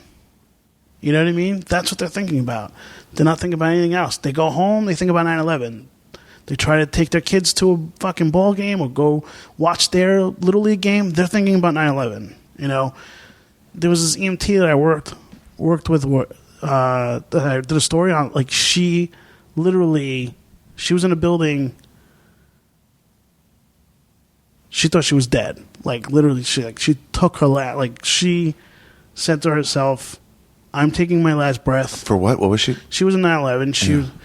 Somehow they got into this building to, like, try to duck through the debris, like, of falling buildings. And so much soot came in that she thought she couldn't breathe anymore. She was like, you know, like, doing that. And she said, I, in my mind, I said, this is my last breath, and I'm gone. Like, I'm going to hold out as long as I could.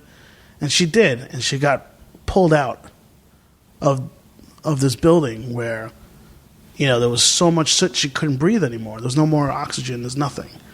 And she got pulled out of that and back out into the street where there was still enough air for her to breathe again.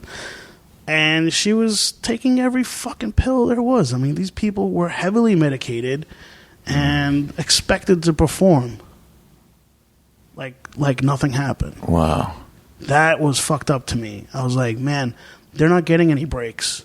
They have to, like, no matter how fucked up they are, they still have to go to work every day. Because you need a fire department, you need an EMT service, you need a cop, you need police. Totally. And that we need that was the story. We need you guys. That was the story to me. I was like, I'm not writing about people that are dead. I'm not writing about the missing. I'm not writing about any of that stuff. Yeah, I'm writing about the people that are fucking working every day, that have to go back to work. Because I had to go back to work, and I hated going to work, but these guys had to go back to doing the same exact job. Yeah, that they were doing before. Yeah. Where are they now? Like, where are people now? Struggling, man. Like, they're struggling. They're really struggling. Like, I talked to some firefighters, some EMTs that I know, and like my friend's dad was an EMT his whole career, retired early because he just couldn't. Like, he had really fucking bad psychological problems. Like, he spent time in a medical center just trying to get himself together, and he had failing lungs and health issues, but like, just his brain was scrambled. He was just having difficulty being a person. And some people are like, oh, it's 10 years later, maybe just suck it up, and like, it happened. Like, I don't know, man. Everybody's different. Everybody's different. I'm not gonna forget it. Like, I can't. Like, it's so easy for me to smell what I smelt. Like, I can recall the smell, like, immediately. Do you walk down the street and re-smell that smell, like a faint reminder of it? I'm like, that's... What reminds you of it? Heat reminds, like, I hate summers. I used to love summers. I hate summers now.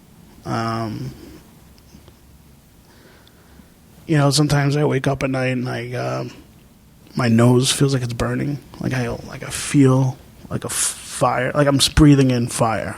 That happens. Still now, that happens. And, anytime you smell anything, any fire, any type of fire or anything, like, it comes right up. But, like, again, like, if I sat here for 5 minutes, like, you're not here and there's nothing else going on. If I sat here and I just started thinking about it, everything comes right back. Do you see a therapist? I used to. Like, I finally got somebody I liked. Yeah, it's hard. I stayed with them for a while. But, like, it's like, man, he was, like, so, like, honest. Like, I don't think I could ever... Like, we're going to talk, and you're going to say shit for the first time, and that's going to help you. But, I'm not going to bullshit you. You're going to never stop thinking about this. For the rest of your life, you're going to think about this. This will be the worst moment of your life, no matter what. Like, you'll always think about what happened, and what happened to you, and what happened to your friends, and what happened to all the people that you came in contact with. And you are the type of person that's gonna think about their burdens and, you know that it exists and that it's not going away. And he's right. He was 100% right. And, like, it did... Like, this is the first time I'm ever talking about it. This is the first time I'm ever talking about it. Like, outside of, like, those types of situations. Yeah. Like, I've never, like... Any relationship I've been in has always been something that's just not something I can talk about. You don't talk about it with age? Huh? You don't talk about it with... You know, I was in this relationship with this girl, and this is when I knew I'll never talk about it. Like, she was like, you have to talk about it with me. You have to, it haunts you. You're thinking about it every night. Like, this was like 2004, I think. Yeah. You know, I could see you having nightmares when I sleep over. You know, it's not good for me to see that and not know what to do. You have to tell me what you're dreaming about. Or were you like, you should give me blowjobs? Yeah, it's like, I mean, like, literally with that girl, it was tons of sex. Like, just, oh, really? Yeah, like, so you didn't have to think about it? Yeah, like, I wouldn't sleep, and I would just be, like, up all the time. Killing it. And just slaying it. Seriously. Just fucking slaying it, man. And she was like, wow, this is amazing. Like, I can't believe you have this much energy. I was like, yeah, I ain't going to sleep. So. Brought to you by Al-Qaeda. Yeah, I'm not going to sleep, so you better, like, get with it. And, but, like, it got to a point where she's like, I have to know, you know, just tell me what you're thinking about right now. And then, like, I told her, like, I'm thinking about this guy's hand that I held who was still alive. And then I told her I was thinking about this and that, and then just like uncontrollable tears coming from her, and she runs out of my house. What? And I'm like, what the fuck was that? Like, wow. Literally 2 weeks later, we're done. Like, wow. Done. She's like, I don't know if I can handle it. I was like, then why did you fucking want to know? Like, why did you ruin... Fucking girls. Why did you ruin this fucking thing we had, which was pretty fucking good? I have to say, it was not... It was distracting me. I was not good thinking distraction. about... Yeah, it was what I needed. It was like my first... Fucking girls. It was they my want first relationship. Like, I was dating girls here and there, but this was my first, like, relationship since it had happened. It was 3 years later. Like, it was the first girl I can say I could commit to. And I thought she was cool as shit, man. She was a songwriter. She fucking, you know, I loved it, man. I wanted her. I loved this girl. Like, she was fucking amazing. Like, I thought, like, this is the type of distraction I need. I need somebody who's, like, soulful and fucking, you know, has depth to her and, you know, can really just be, like, I love creative people. I love being around creative people. And, you know, it was bad. Like, and before that... Before her, I was like totally a recluse, sorry. And I never went out. And like like I said, I would shout in my pillow at night just till I passed out. And this is really how comedy came into my life. Because that was all very funny? Yeah, it was all very funny. I had all these fucking CDs and, like, you know, tapes, you know, old tapes. I had, like, old Dice tapes and old Pryor tapes and Carlin and stuff. And, like, I'm just going through my shit one night. I'm like, man, I haven't laughed in fucking I don't know how long, you know. Like, I really forgot. Because I had been alone. Like, I've separated myself from everybody. I haven't laughed in a long fucking time. I don't laugh at work. I don't laugh at, you know, I don't. And if I laugh at work, it's just basically to be fit in, like trying to fit in. Oh, it's just a machine. Sorry, dude. Oh, I probably got a mouse. Yeah. No, so you started listening to these comedy CDs? So I started listening to fucking comedy CDs, man. And like, yeah, like I think I've had the discussion with you where I think like Dice's Day That Laughter Died was like one of the best albums of all time. Pretty brilliant. I mean, in terms of like there were no laughs there, or not many, but like it's pretty brilliant. It's like he came off the biggest album of all time. Yeah, totally. And then he was like, now I'm doing a club in front of 35 people. Yeah. And they don't know that I'm going to be here. I'm just going to pop in. I'm over here now. Yeah, and I felt the same way. I said, this guy's fucking like totally vulnerable, and I related to that. He's going in here and not doing well. Yeah. And I knew the difference between bombing. Like, I didn't know a lot. I knew a lot. I mean, I always loved comedy, but like I can make the distinction. Like, this guy put this shit out there, and it's not even good. Like, he knew he was bombing, and he still put it out. Yeah. And right. It wasn't live. It didn't just come on. He decided to put it out. Yeah, and I thought that was brilliant. And I was like, man, I really like that because I feel vulnerable. Is it running out? No, we're good. Oh. And then I just started listening to more comedy, and then, like, I downloaded a bunch of shit, and, like, that would be every night. I would listen to stand-up. And, you know, I got to a point where I was like, there's no more CDs to listen to. You know, I've listened to all of them. Brian Regan and, fucking Bill Cosby and, just every, like, I got into Lenny Bruce a lot and just listened to everything from Lenny Bruce, everything from Pryor, and I just felt like I don't want to fucking take pills anymore, and I don't want to fucking not feeling anything, because that's what I was doing. I was not feeling anything, and I stopped taking pills. Like, I stopped taking medication. I was on all versions of Prozac and fucking Zoloft and just... Will they numb you? Yeah. And so you stopped? I had stopped, yeah. I have not taken anything for any was there a flood when you stopped? Yeah, totally. I felt everything then again. And I said, I don't care how bad it's going to... I don't care how bad it gets. Yeah. I'm just going to keep going. I remember after I didn't have a TV at the time. My roommate had just moved out. He took the TV with him, so I didn't know until later. And then I went to the Comedy Store to watch in the phone room. That's when, right. So when you saw it. Yeah, that's when I could see it. Me and my friend Brett Williams, and people kept calling all day long. Yeah. Saying, do you guys have a show tonight? We want to... Yeah, right. We got to forget. Right, and I started finding that out, too. Like, I started, like, maybe I need to fucking hear about it. Like, maybe I need to, like, go fucking to a club. And because I had gone to clubs before. Mm-hmm. I fucking loved comedy, dude. Like, it was, like, since I was a kid. I think that's what it was, too. It was, like, I was just, like, everything leading up to that day was just garbage. The only thing I could think about was when I laughed and what made me laugh. And I knew Dice made me laugh. And I knew Carlin made me laugh, and I knew these guys all made me laugh, and I'm gonna go. Not that I thought I could see Dice at the Cellar or anything. Has he ever been to the Stand? No, he's never been to the Stand. Oh, we gotta get him should, to the yeah, Stand. totally. I mean, totally. I love that guy. Like, he could do no wrong to me. He's kind of like the Godfather of cringe humor, right? Without him actually knowing. Yeah, yeah. And so I just started going to clubs, man. I by myself. Like, I never took anybody. I went to Caroline's, I went to Cellar, I went to Gotham, I went to, like, at least 3 nights a week I would go to see stand-up. Yeah. On weekends, if there was one of those like a good headliner coming out to Long Island, I'd go to that.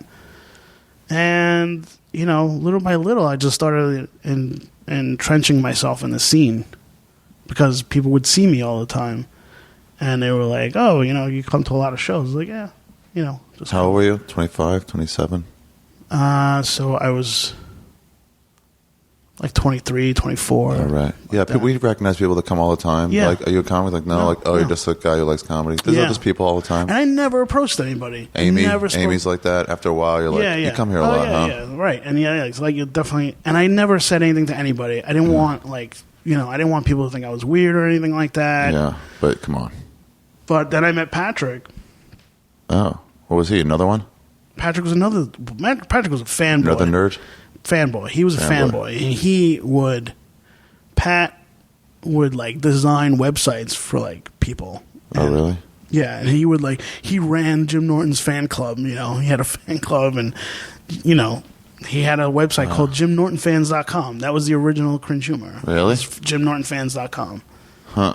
And, like, Pat thought Jim was brilliant, and I thought he was great. And, like, we just kind of got in together, and, and he's just like, what's your story? What's your story? And, I just told him what I was doing. I never told him about, like, 9/11 stuff. I just told him, this is what I do for work, and, I just love coming to see comedy and stuff.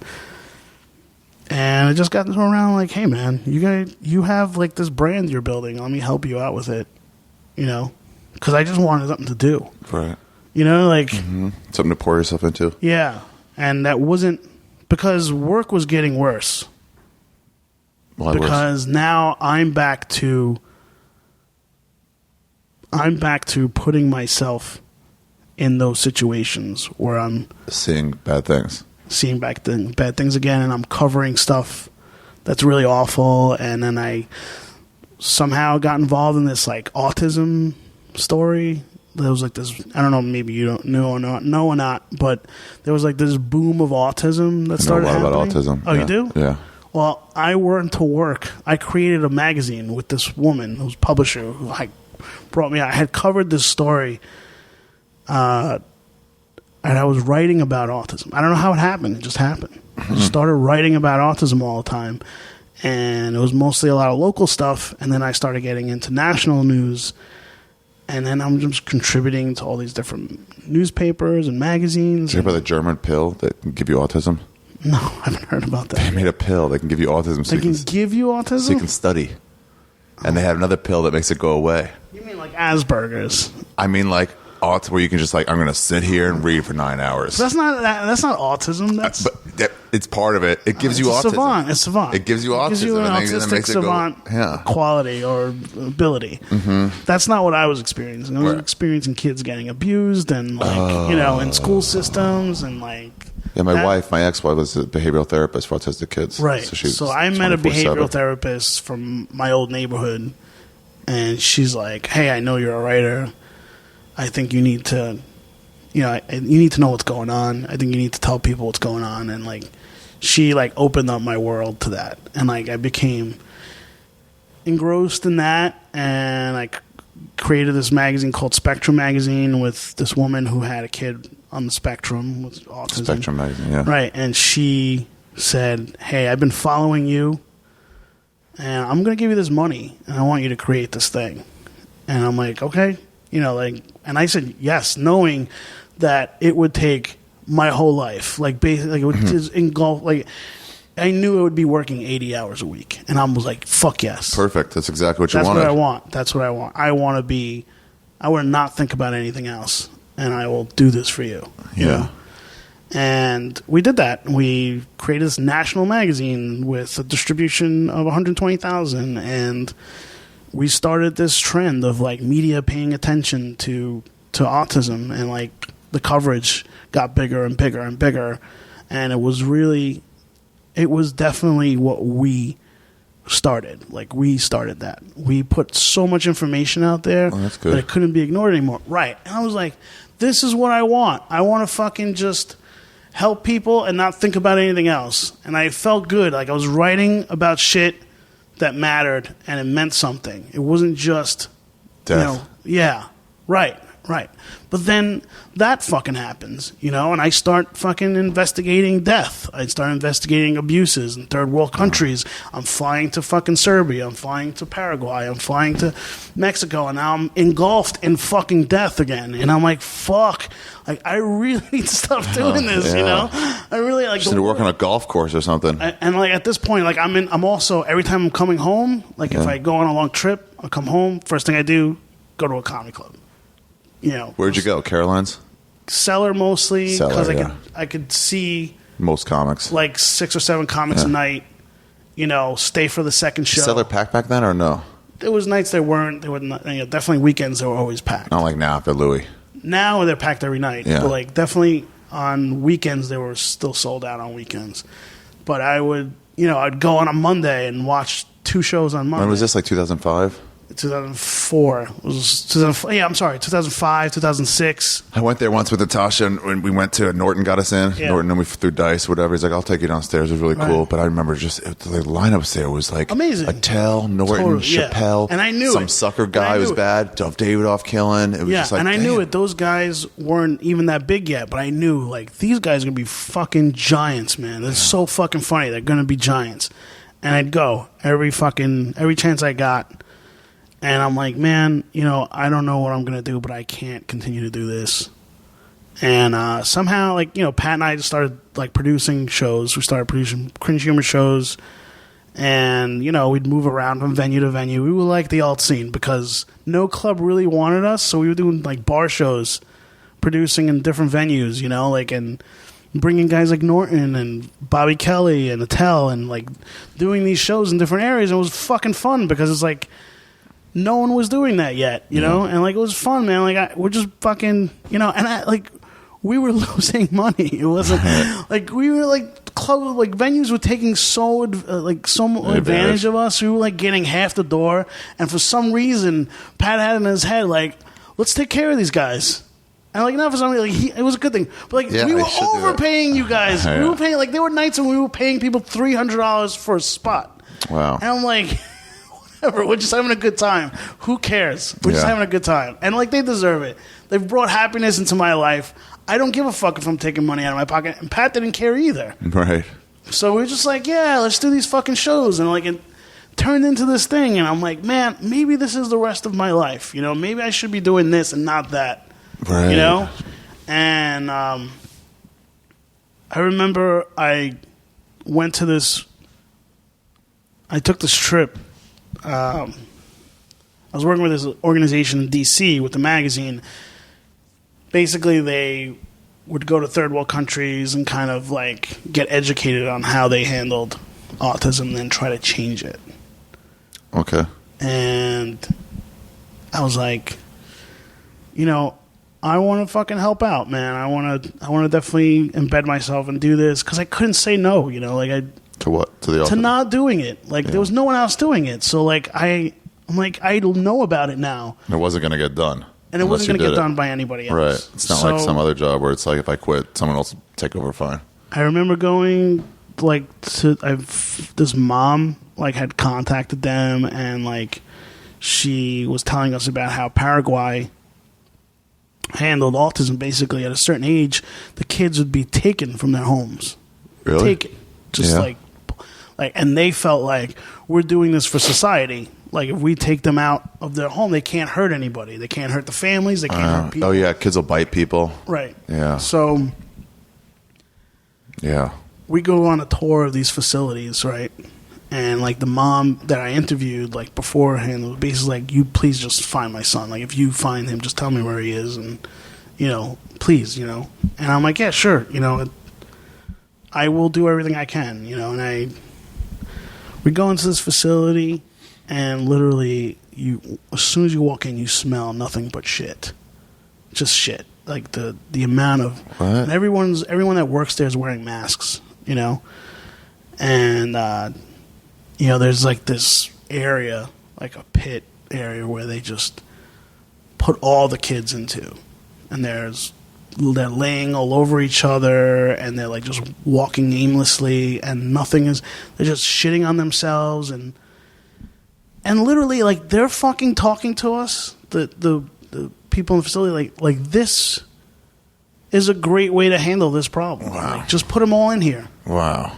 And literally, they go get at night, they get put into cages, dude. Like, fucking cages. Jesus. And I'm like, fuck, man. Like, this is fucking... And, like, I had a picture of this kid in my hand, you know? Now, was this bringing back 9/11 stuff, or no? Yeah, totally. Because I'm, like, thinking, like, this... Like... Is this the most fucked up shit I've ever seen? No, this was. So I'm like, it's a double-edged sword. There's still like more like negative versions of humanity in life that you're like, oh, another fucking horrible. And I'm like, and I'm like thinking about my shit, and I'm dealing with this shit, and then, you know, I'm walking through this and I see this fucking kid in just underwear, filthy, like holding on to the bars to his cell, basically. You know, just like frightened as shit. And I look at the photo that I had. I go, fuck. This is the fucking kid. What are the fucking odds that I would walk into this fucking place and see this fucking kid? And I'm like, fuck, dude. This fucking sucks. Like, what am I supposed to do? Like, and I'm starting to panic. Like, what am I supposed to do? Like, I turn to the people I was there with. I'm like, I got to get this kid out of here. I told his mom, like, you can't do that. Like, we're gonna save these kids. Like, we're gonna figure out a way to get these kids out of here. But you can't go ruining it by telling the mother where this kid is, or trying to like have an escape plan for this guy. Damn. You can't take this kid out of here. You can't. Like, just fucking write about it, and we'll handle the rest.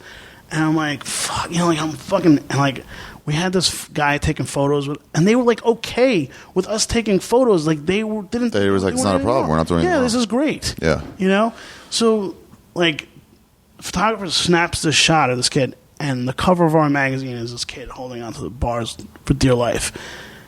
And I go to the mom and I go, look, I found your son, but I can't tell you yet. You have to wait. Can you do that for me? Can you just wait? Like, and like she's losing her shit, and like there's a language barrier here too because she's like broken English and like mostly Latin. Spanish. So yeah, and I'm like look, I want to help you. We gotta do this the right way. There's gonna be a way to do this, and it was like the magazine was a January magazine, but we released the story a week before, like 2 days before New Year's, and like leaked the story basically to like all the wire services and stuff like that. And CNN picked it up, and they like ran it on New Year's Eve. And I'm still fucked up. Like I can't be in a relationship. Like even I was in a relationship, but I'm not seeing her. Like on New Year's Eve, I am home alone, not with my girlfriend. Like because I don't want to be anywhere near her, because I'm just coming back from this, dealing with this, and I'm just like fucking crossing my fingers that something happens. And they run the story, and I couldn't believe it. Like, man, this is fucking amazing. This is gonna blow up. It's gonna be great. I gotta fucking. And I remember like sitting there, like in my house, in my apartment. I'm just going, I have no one to share this with. Like, I can't share this with. I don't know why I can't talk about it, and I can't bring myself to like say anything to anybody. So like the next day I hear like the prime minister goes and shuts down this facility, gets the kids out. They put them in this other facility like to where they would be there to where eventually they would be reconnected to their families. Okay. And I go, and when I knew that, I said, I'm never going to fucking do anything better than that. Right. I'm never going to do anything better than that.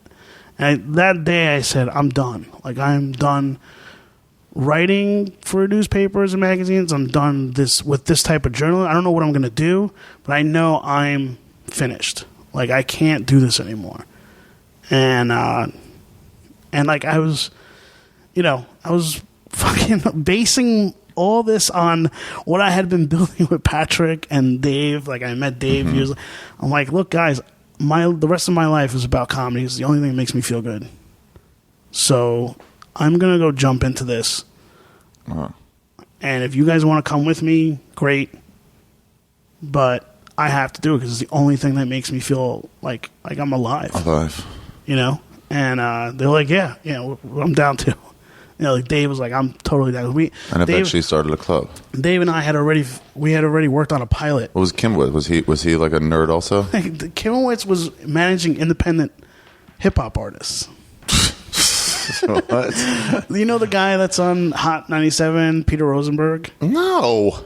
There's a guy who does the morning show on Hot 97. And his name is Peter Rosenberg? Yeah. He's like they have like... Isn't Hot 97 the black station? Yeah. But and his name is Peter Rosenberg? Yes, but he's a hip-hop genius, right? Well, the genius part I can understand is Rosenberg, but...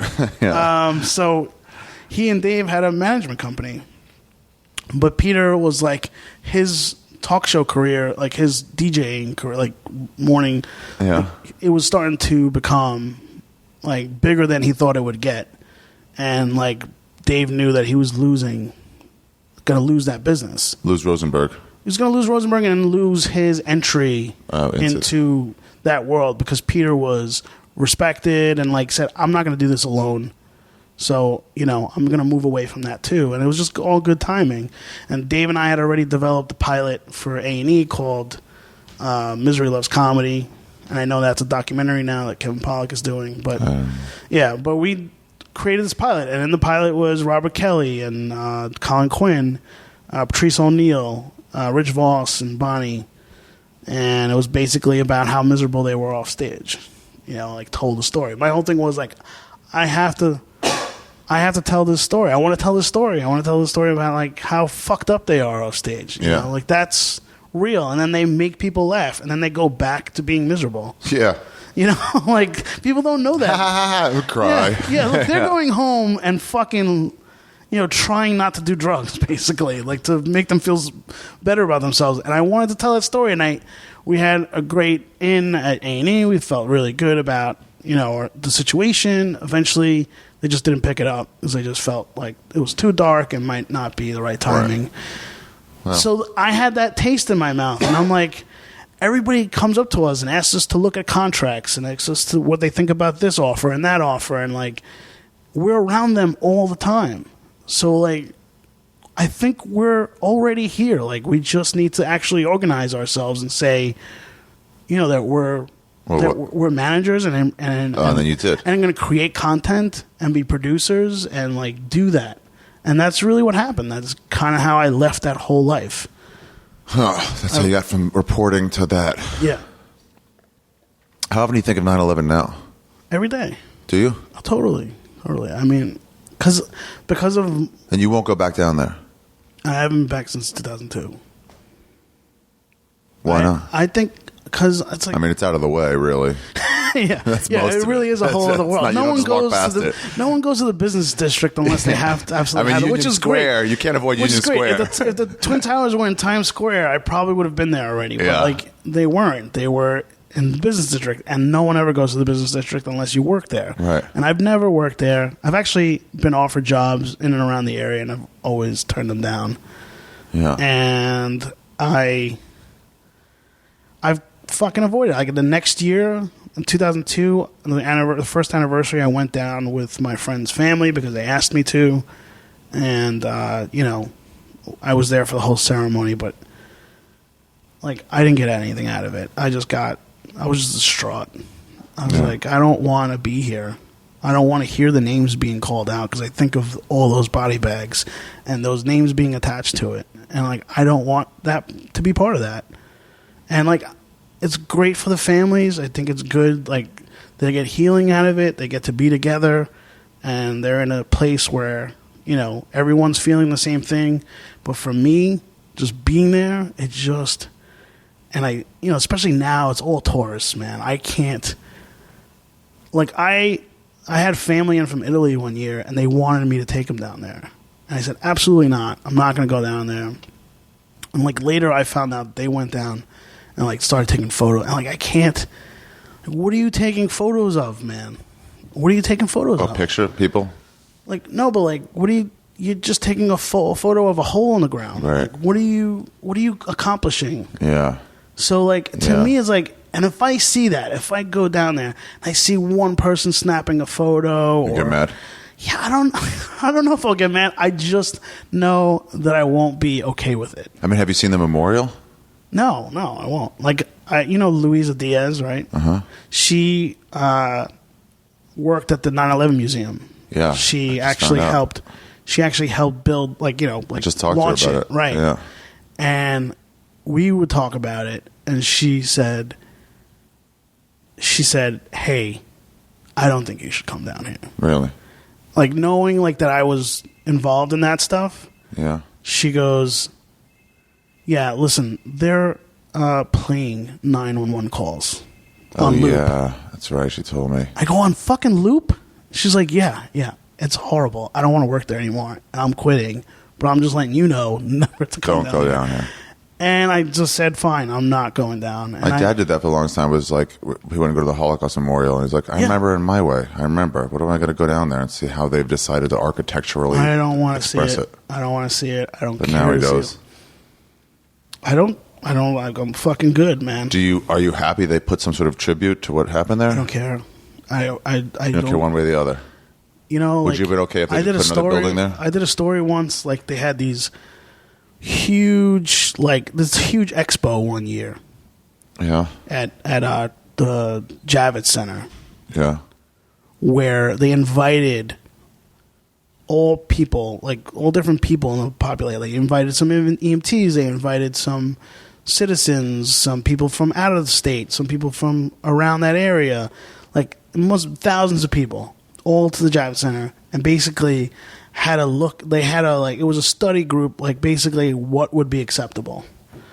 I'm like, fucking seriously? You need to get input from all these people? Like, dude, the guy who owns that area or that owns the Trade Center. Yeah. Like, dude, it's your fucking place. You do what you want with it. Do what the fuck you want with it. If you want to build another 40-story building, just do that. Like, I guess if you want to take that risk, Right. if you want to take the not risk, as high a building. You know, if you want to fucking build that all over again, that's on you. Like, I mean, if you want to build a farm, do that. Did I want them to like kind of leave it as a grave site?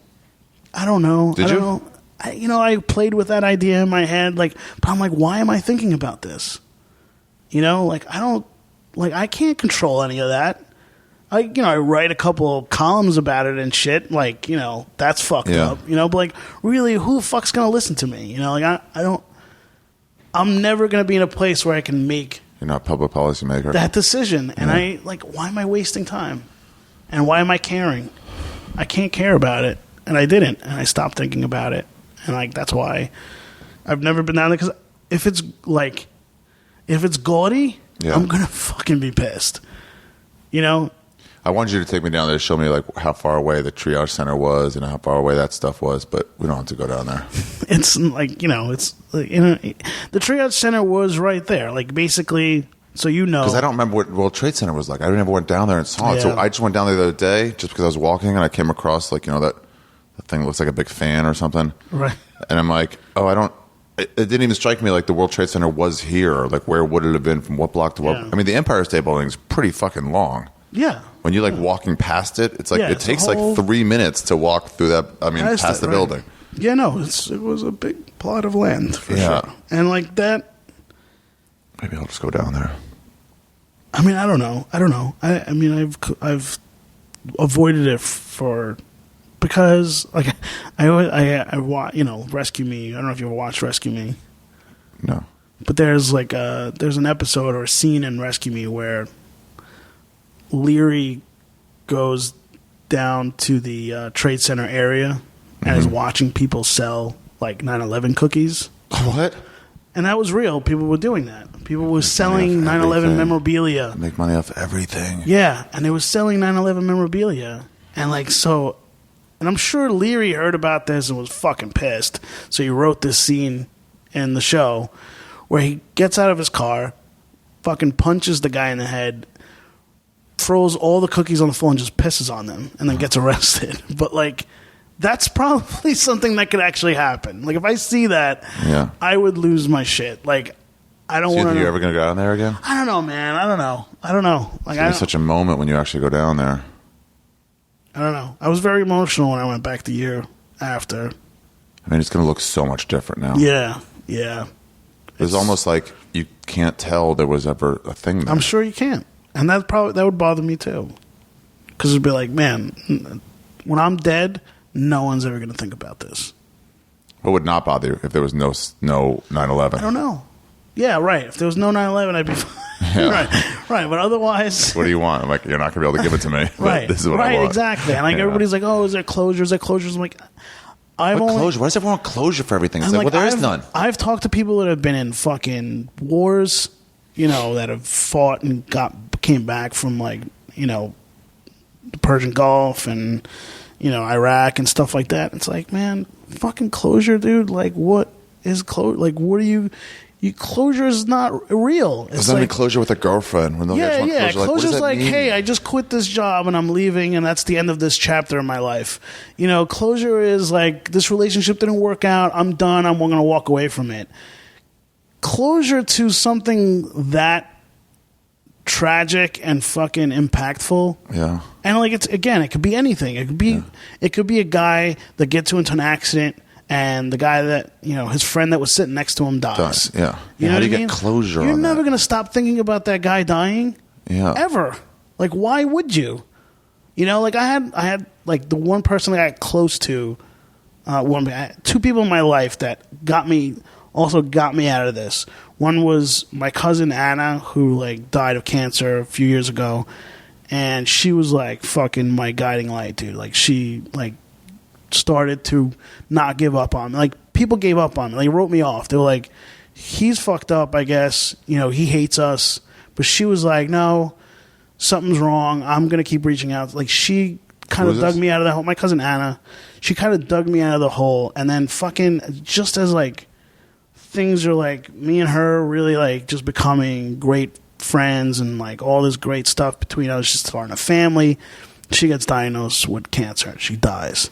And I'm like, fuck, you know, like I told her everything. Like I was getting there, you know. I was getting to the place where I can talk to somebody about all this stuff. And she was listening and we were going through it, and then she dies.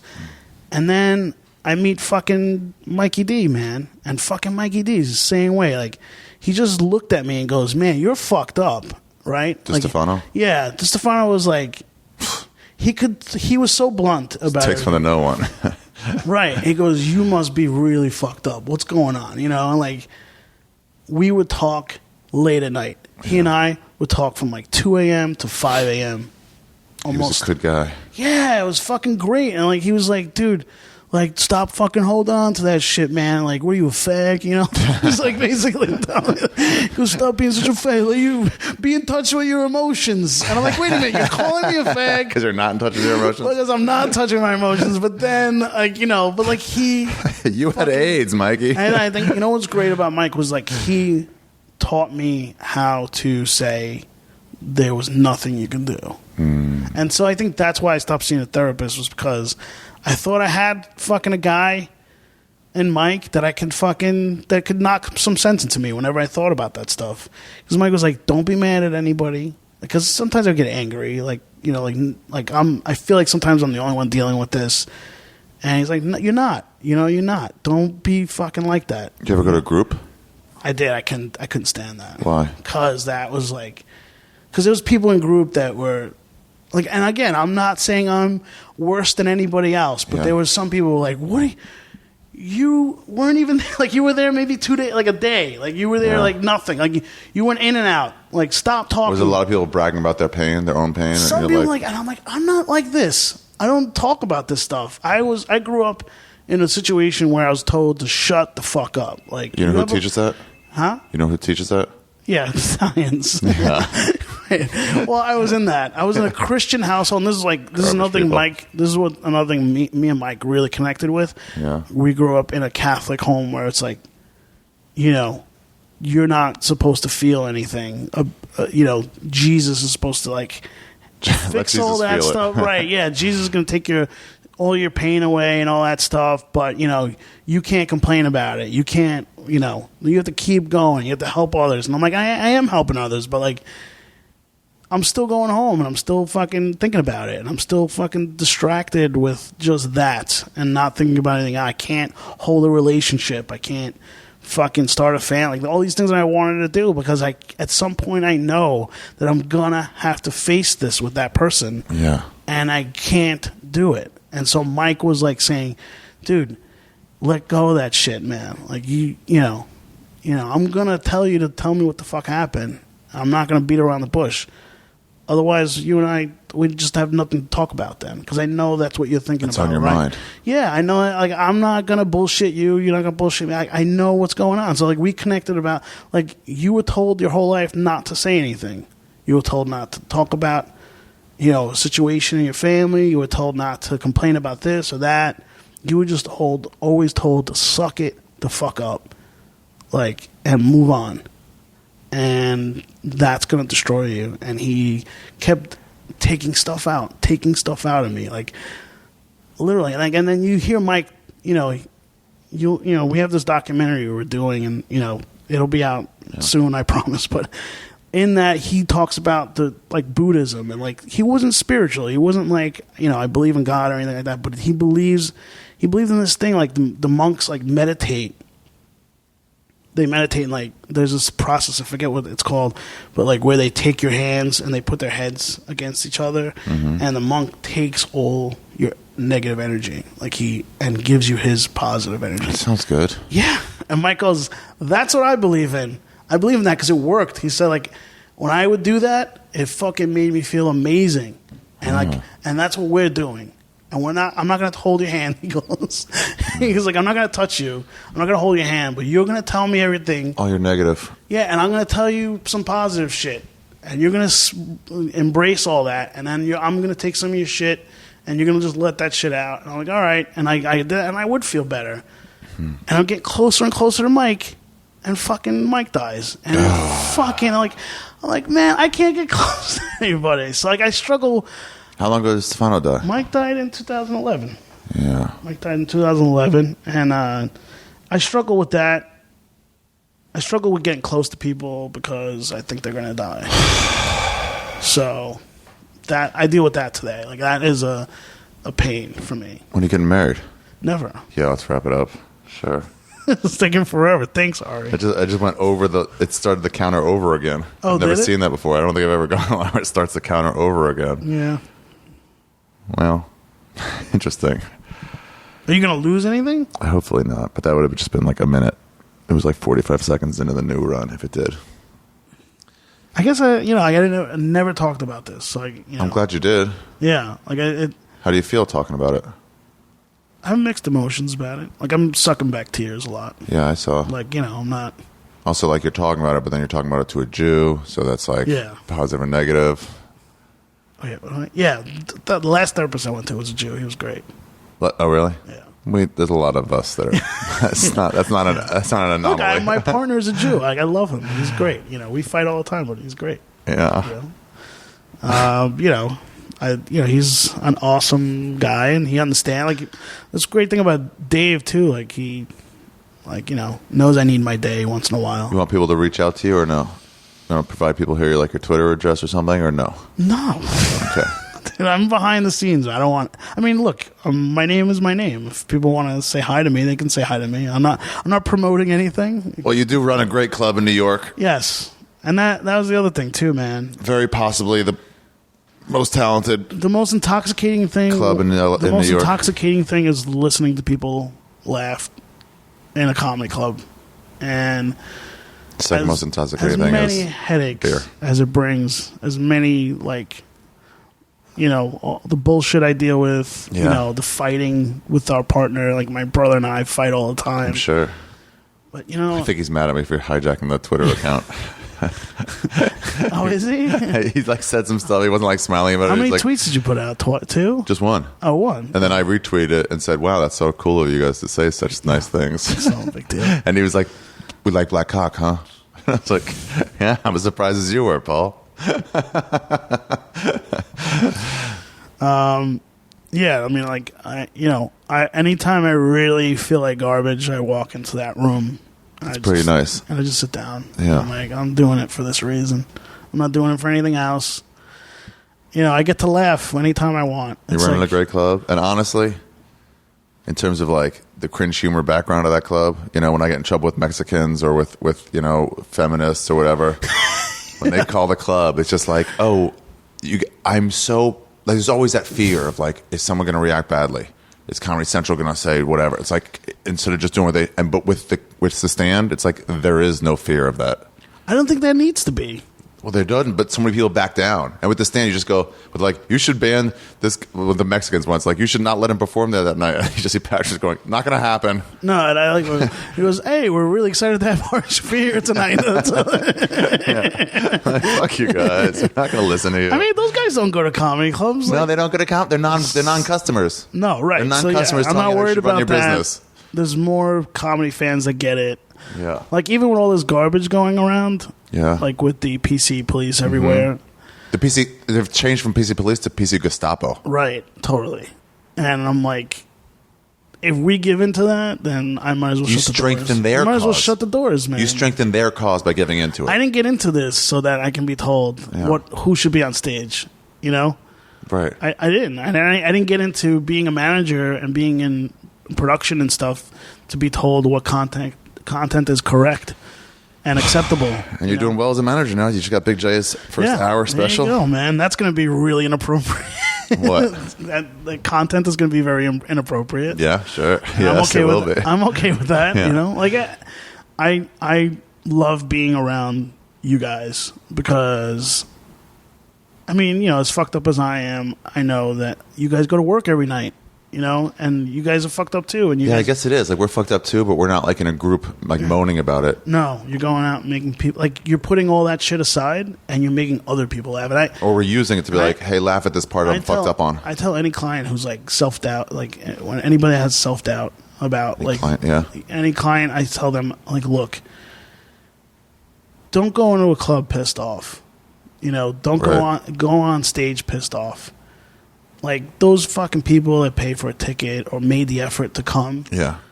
There's a reason, man. Like, maybe they just want to have fun. Maybe there's somebody like me that just needs to laugh. Fucking has had a horrific fucking day and needs to be saved.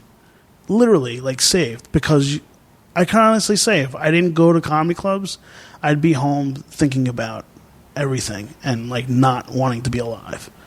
And I've said that to every client. Like, whenever they have self-doubt, like, treat every set like it's, you know, like you fucking want to, you know, just, there's got to be one fucking person in that crowd. There's always going to be somebody. It's going to be a fan. That's going to become a fan. You ever heard Lou Gehrig's, I think it was Lou Gehrig, might have been Mickey Mantle. What? It was late in his career. When he said something about? When he said, it wasn't Lou Gehrig, because Lou Gehrig was forced to retire, right? Yeah, it was dying. It was somebody else then. I'll try to find out who for the outro, but like he was late in his career, you know, when he's hitting whatever. Right. So they're coming to pay to see me. Yeah, and he's hustling out a double, right. like sliding into first, sliding into second. Like literally feeling there's every pain in his body. And he goes, there's some kid who's never seen me. Yeah. And he's not yeah, going to that's see right. me That not, was Mickey not Mantle. It was Mickey Mantle? It was Mickey Mantle. And he's like, he's not going to see me fucking not leg out a double. Right. Yeah. And that's true. That's true, man. Like, just, I can't tell you enough. Like, I tell comics all the time, like, just understand that there's reasons why people come. Like, you guys are so worried about doing well and killing and stuff like that. Just go up and have fun up there, because there's somebody in that audience that's fucked up. Yeah. There's got to be at least. Every show has got to be one. Oh, yeah, for sure. That, you know, maybe it's not as tragic or fucking... They can also, like, remember, like, one thing you said and just have them stick with it. I have comics, I'm like, yeah, there's one thing. It wasn't even the main part of your bit, but the way you said, like... Yeah, you know, and the first time I read a column once, and it was just a thing. I forget what the whole thing was, but she goes, realizing that moment when you understand that you'll never really feel like an adult. And it wouldn't have anything to do with the column. But I'm like, oh. And then it's like, you're right. You never really do feel like a grown-up. I didn't know how I would react the first time I heard a 9/11 joke. Oh, you must have, huh? And I did. And wait. How was that for you? It was fine. It was fine. Who was it? Who was the first one you heard? I think it was Norton. I think Norton had the first joke. I don't remember what it is, but I remember Norton saying something about 9/11. I remember Nick DiPaolo talking about 9/11. Greg Giraldo had like this. I forgot the actual joke, but it was like this epic, fucking 8-minute thing on 9/11, and it was like I was fine. I didn't know how to react. I thought as soon as I hear the words 9/11, I'm like, man, you get tense. Yeah, like, I really hope this doesn't go bad, right? And it never has. I never heard like something really distasteful. Do you understand, like, a rape victim now, feeling like, they're bringing up rape? How's this going to go? And I've sat there, and when I hear that, or somebody's had racism against them, and go, is this going to go? When I hear that complaint, and like, well, how do you know that person wasn't a victim of something, or isn't a recovering cancer survivor, or whatever? And I'm like, I understand what that's like, and I'm telling you that no matter how bad the joke could be or whatever, just appreciate that someone had the balls to fucking go there, and try to make you laugh about it. You know what I mean? Because there's nothing else you can do. 9/11, 2 weeks after, that's crazy balls. And like, what else are you gonna do if you can't find some type of humor? The alternative is, I'm gonna just think about it, get depressed, and want to kill myself. So I might as well try to hear this comic out, try to carve out a joke about it, and maybe I'll laugh about it, maybe I'll feel better about it, and it's gonna be okay, you know? And like, I don't understand how people don't want that, because I'd rather hear a rape joke and in my head try to say, oh, you know, like, I can fucking giggle, man. Like, that horrific thing happened to me. Yeah. And you know what? This fucking guy made me think of it in another way. Mm-hmm. You know, and he tried to. I tried doing a Newtown joke. Remember after the Newtown shootings? Those kids, 10 fucking kindergartners, first graders got killed. Awful. Tried doing a joke, and some guy from Las Vegas was on the right-hand side of the Comedy Store. He threw something at you? No, but he was pretty mad. He was vocally angry, you know. And I was like, it's not, fucking funny. He goes, no, it'll never be funny. Like, and I was like, okay, but then, I know, but listen. Funny, right. I was like, no, because it's fucking horrible. It'll never be funny. And I was like, all right. Anyway, kept going with my set. 5-6 minutes later, started winning him back. Did a Holocaust joke, got everybody laugh, and then I turned to that guy. I'm like, so things can eventually be funny, right? Exactly. And he was like, all right, okay, fair enough. Totally, and that's what it should be. Like if you're a rape victim, don't go to a comedy show if you're gonna get offended about it, because it's gonna be a rape joke at some point. I mean, just no, they're going to say horrible things. Yeah, and Rogan used to put a flyer on his door. Like, I'm going to say horrible things. If you get offended, you might get offended, you will get offended at this. Yeah, don't come in. And it's okay. There's been jokes that bomb, and like that joke. 9/11 jokes. There's been 9/11 jokes that bomb. What do you hear when you say a bad 9/11 joke? I don't know. Like, it's fucking like just like a complete disregard for the thing is, like, it's a disregard to, like, what people are dealing with. Mm-hmm.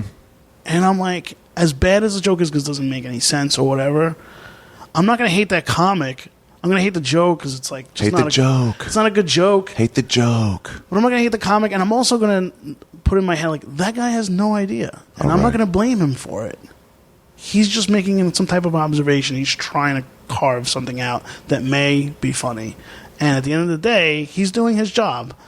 He's trying to make something funny. He's trying to make something funny. Like, okay, I don't agree with the fucking joke, but like, I'm all right. I'll walk out of there. Hey, Comedy Central does it too, but they don't always hit home. They don't always make things that are funny. Even people trying to make things funny don't always make things funny. I think that's what people mistake. They feel like that person is attacking something somehow, and it's not. It's always the word attacking. I'm like, what do you mean attacking? You're using an adjective or an adverb. That comic is not attacking anybody. He's talking about a subject. He's expressing. There's a situation where someone is like, if a guy like like a whole Kramer thing or whatever, like he totally went after that guy that started heckling him, but then you shouldn't have fucking heckled him. Yeah. I didn't even think he was going after the guy. I think the guy kept heckling him while he was trying to make a point. Kept heckling and so he couldn't get his point out. Right, because he wasn't creative enough to make fun of the guy, so he just started fucking yelling the N-word. And I think he was trying to go down a road of like, we give words his power, but I can say nigger 7 times. But it's like, but he didn't make the point, so then it seems way worse. Totally. And dude, you bomb with a lollipop joke? No, he was like, you're not funny. You bomb with a dropping hard N-bomb, you're fucked. And you get run out of the place. Right. You're taking a big risk. He did, and I don't hold it against him. No, me neither. Try it. I'd see another set from him. He was never that good. No, he wasn't. But like, I'd still see him. Yeah. I wouldn't give up on him because Brett Ernst saw him the next day. Oh yeah. At the store before it all came out because the video hadn't leaked yet. Right. And he was like, "How you doing?" He's like, nothing. He's like, "What do you mean?" He goes, "Yeah." Someone at the Laugh Factory last week. Yesterday. He goes, shit went down the Laugh Factory. Don't worry about it. Yeah. He really was like, it bothers me, but I'll get past it. That's fucking great. That's awesome. Hey, at least nobody has video cameras on them at all times. And then it came out the next day. And then Jamie sold him out. Oh, of course he did. Sold him out. Yeah, why wouldn't he? Because he's the owner of the place who said, don't worry, I stand for free speech. Jamie sold and then he bans the N-word. Jamie sold us out too, man. Like we were producing a show. We were producing Cringe Home Joy. We were selling out. What, Laugh Factory? Yeah, Times Square? New York. Yeah, we were selling out Wednesdays, 10 o'clock. Wow. Okay. We were finally making money. Yeah. And then Jamie goes, I'm going to put on a show in the next room. Because there was like 8 rooms in that place. Yeah. And sell it at $5. And as people coming in to see our show, he was telling them to go to the other show for $5. What a fucking Jew. I'm like, fuck you, dude. Fuck you. And we moved our show to Caroline. Were you happy when his club closed? No, I wasn't. Oh. Because it's just one less place for performers to perform, comics to perform at. And I knew that. And I said, it's going to hurt the scene. Yeah. But also, he was a douchebag, and he's hurting the scene anyway. But still, ban a word. One less place to work is one less place to work. Charging people $25 if they say it. That was weird. I didn't. Yeah, and then Damon Wayans came in and said, "Okay, nigger. Fine, try to get my check." It's like, I owe you $300. I don't care. He's so weird. Like, he's weird. I mean, I respect what he's tried to build and stuff, but he's done some good stuff, but he's done some weird stuff. Anyway. So anyway. To recap, Cris is fucked up. To recap, you were a reporter, then some terrible stuff happened downtown, and then you're a reporter again, and now you run great comedy shows, a club. Something like that. Yeah. And if you see me on the street... Don't bring up 9/11. Don't fucking ask me about 9/11. One last thing I'll say. Think what you want the response to be when you ask people about horrible things. But go ahead. Yeah, one last thing. Absolutely. I'd rather go see a comedy show and hear a 9/11 joke than be pat on the back and say, how you doing, buddy? Right. You know what I mean? I'm not doing well with it. Like, right. I'm not good, and it's hard for me. Now you're making me say I'm not good. The alternative, like when you get raped, okay, you're going through this whole thing. It's horrific, whatever. But then, do you want to be the rest of your life a rape victim? A victim, or be told, "Hey, are you doing okay with that?" Like, I don't want to be asked that. I just, I'd rather go see someone do a rape joke. The problem is when people ask you how you're doing, you're only hoping that they say, "I'm doing a lot better," and mean it. Right. But if they don't feel that way, then you're just putting them in a horrible position. What am I going to do? Go through a diatribe of like what I dreamt about last night? It's fucked up, dude. Like, what is there to say? Yeah. There's nothing. Or you lie and say fine. I understood why the guys at the ambulance company never wanted to talk about it, because. What are you going to say?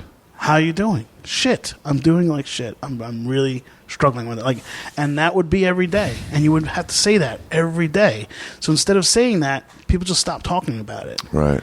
And, but it's going on, guys. Like, anybody listens to this, you see a firefighter in New York, you see a fucking EMT that was working that day, understand what their life is. You're saying help them forget instead of help them remember. Absolutely. Do something for them, or like buy them a beer, or fucking, give them a ticket to a comedy show, or fucking say, hey, man. Game. But don't say... Does this help? Yeah. Right. Yeah, all right. That really does help. I'm going to smell that in like 2 seconds. It's going to come out through my mic into your mic. But yeah, those people... Squeaker. Those people are dealing with that shit, man, even now. So like, understand that when you see them. But like, don't talk about it with them, because they don't want to talk about it. But if there's something else you can do, great, do it. But don't... Let's go get pizza. Let's go get pizza, man. Let me tell you a funny story. Horrible game. Let's just go get pizza. Yeah. Those guys, man, that's all they're dealing with that shit today. And know that. Don't give them a hard time. Yeah, they'll talk to the therapist about it. When a fucking fire truck is going through with sirens, get out of their fucking way. Nobody leaves here when there's sirens. Nobody gets out of the way. They have to get the they have to hear in the loudspeaker, "Move, dipshit." I've heard I say that. Get out of the way. And they're like, "Oh, okay." If you're in a supermarket and there's a bunch of people still cross the street, like, I can make it. Like, how about just don't cross until someone's life is not in danger? Oh, it's hilarious. If they're in a supermarket shopping for the firehouse, let them skip you in line. Do shit like that. You see an EMT, say, hey, man, thanks. Thanks for fucking what you're doing. That's all. That's all they want to hear. They want to hear that their fucking really shitty job is being acknowledged, because they don't get paid well, and they still fucking risk their lives and go into shit and deal with the nightmares and all that stuff, but they go back to work the next day. Even now. This song is in place of a copyrighted song. Copyrighted song. Or if you like, he said you can also send donations to the Forest Hills Volunteer Ambulance Corps and Middle Village Volunteer Ambulance Corps in honor of Richie Perlman. Either one of those. You can go to FHVAC, that's Forest Hills Volunteer Ambulance Corps /donate for more information. You can also just send a donation to P.O. Box 750-617. That's 750-617, Forest Hills, New York 11375. Make the check payable to Forest Hills Volunteer Ambulance Corps Incorporated.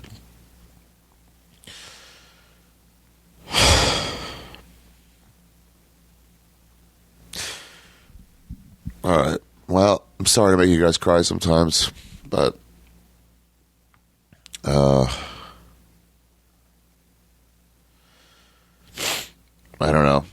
these stories should be told, I think. This song is in place of a copyrighted song. This song is in place of a copyrighted song.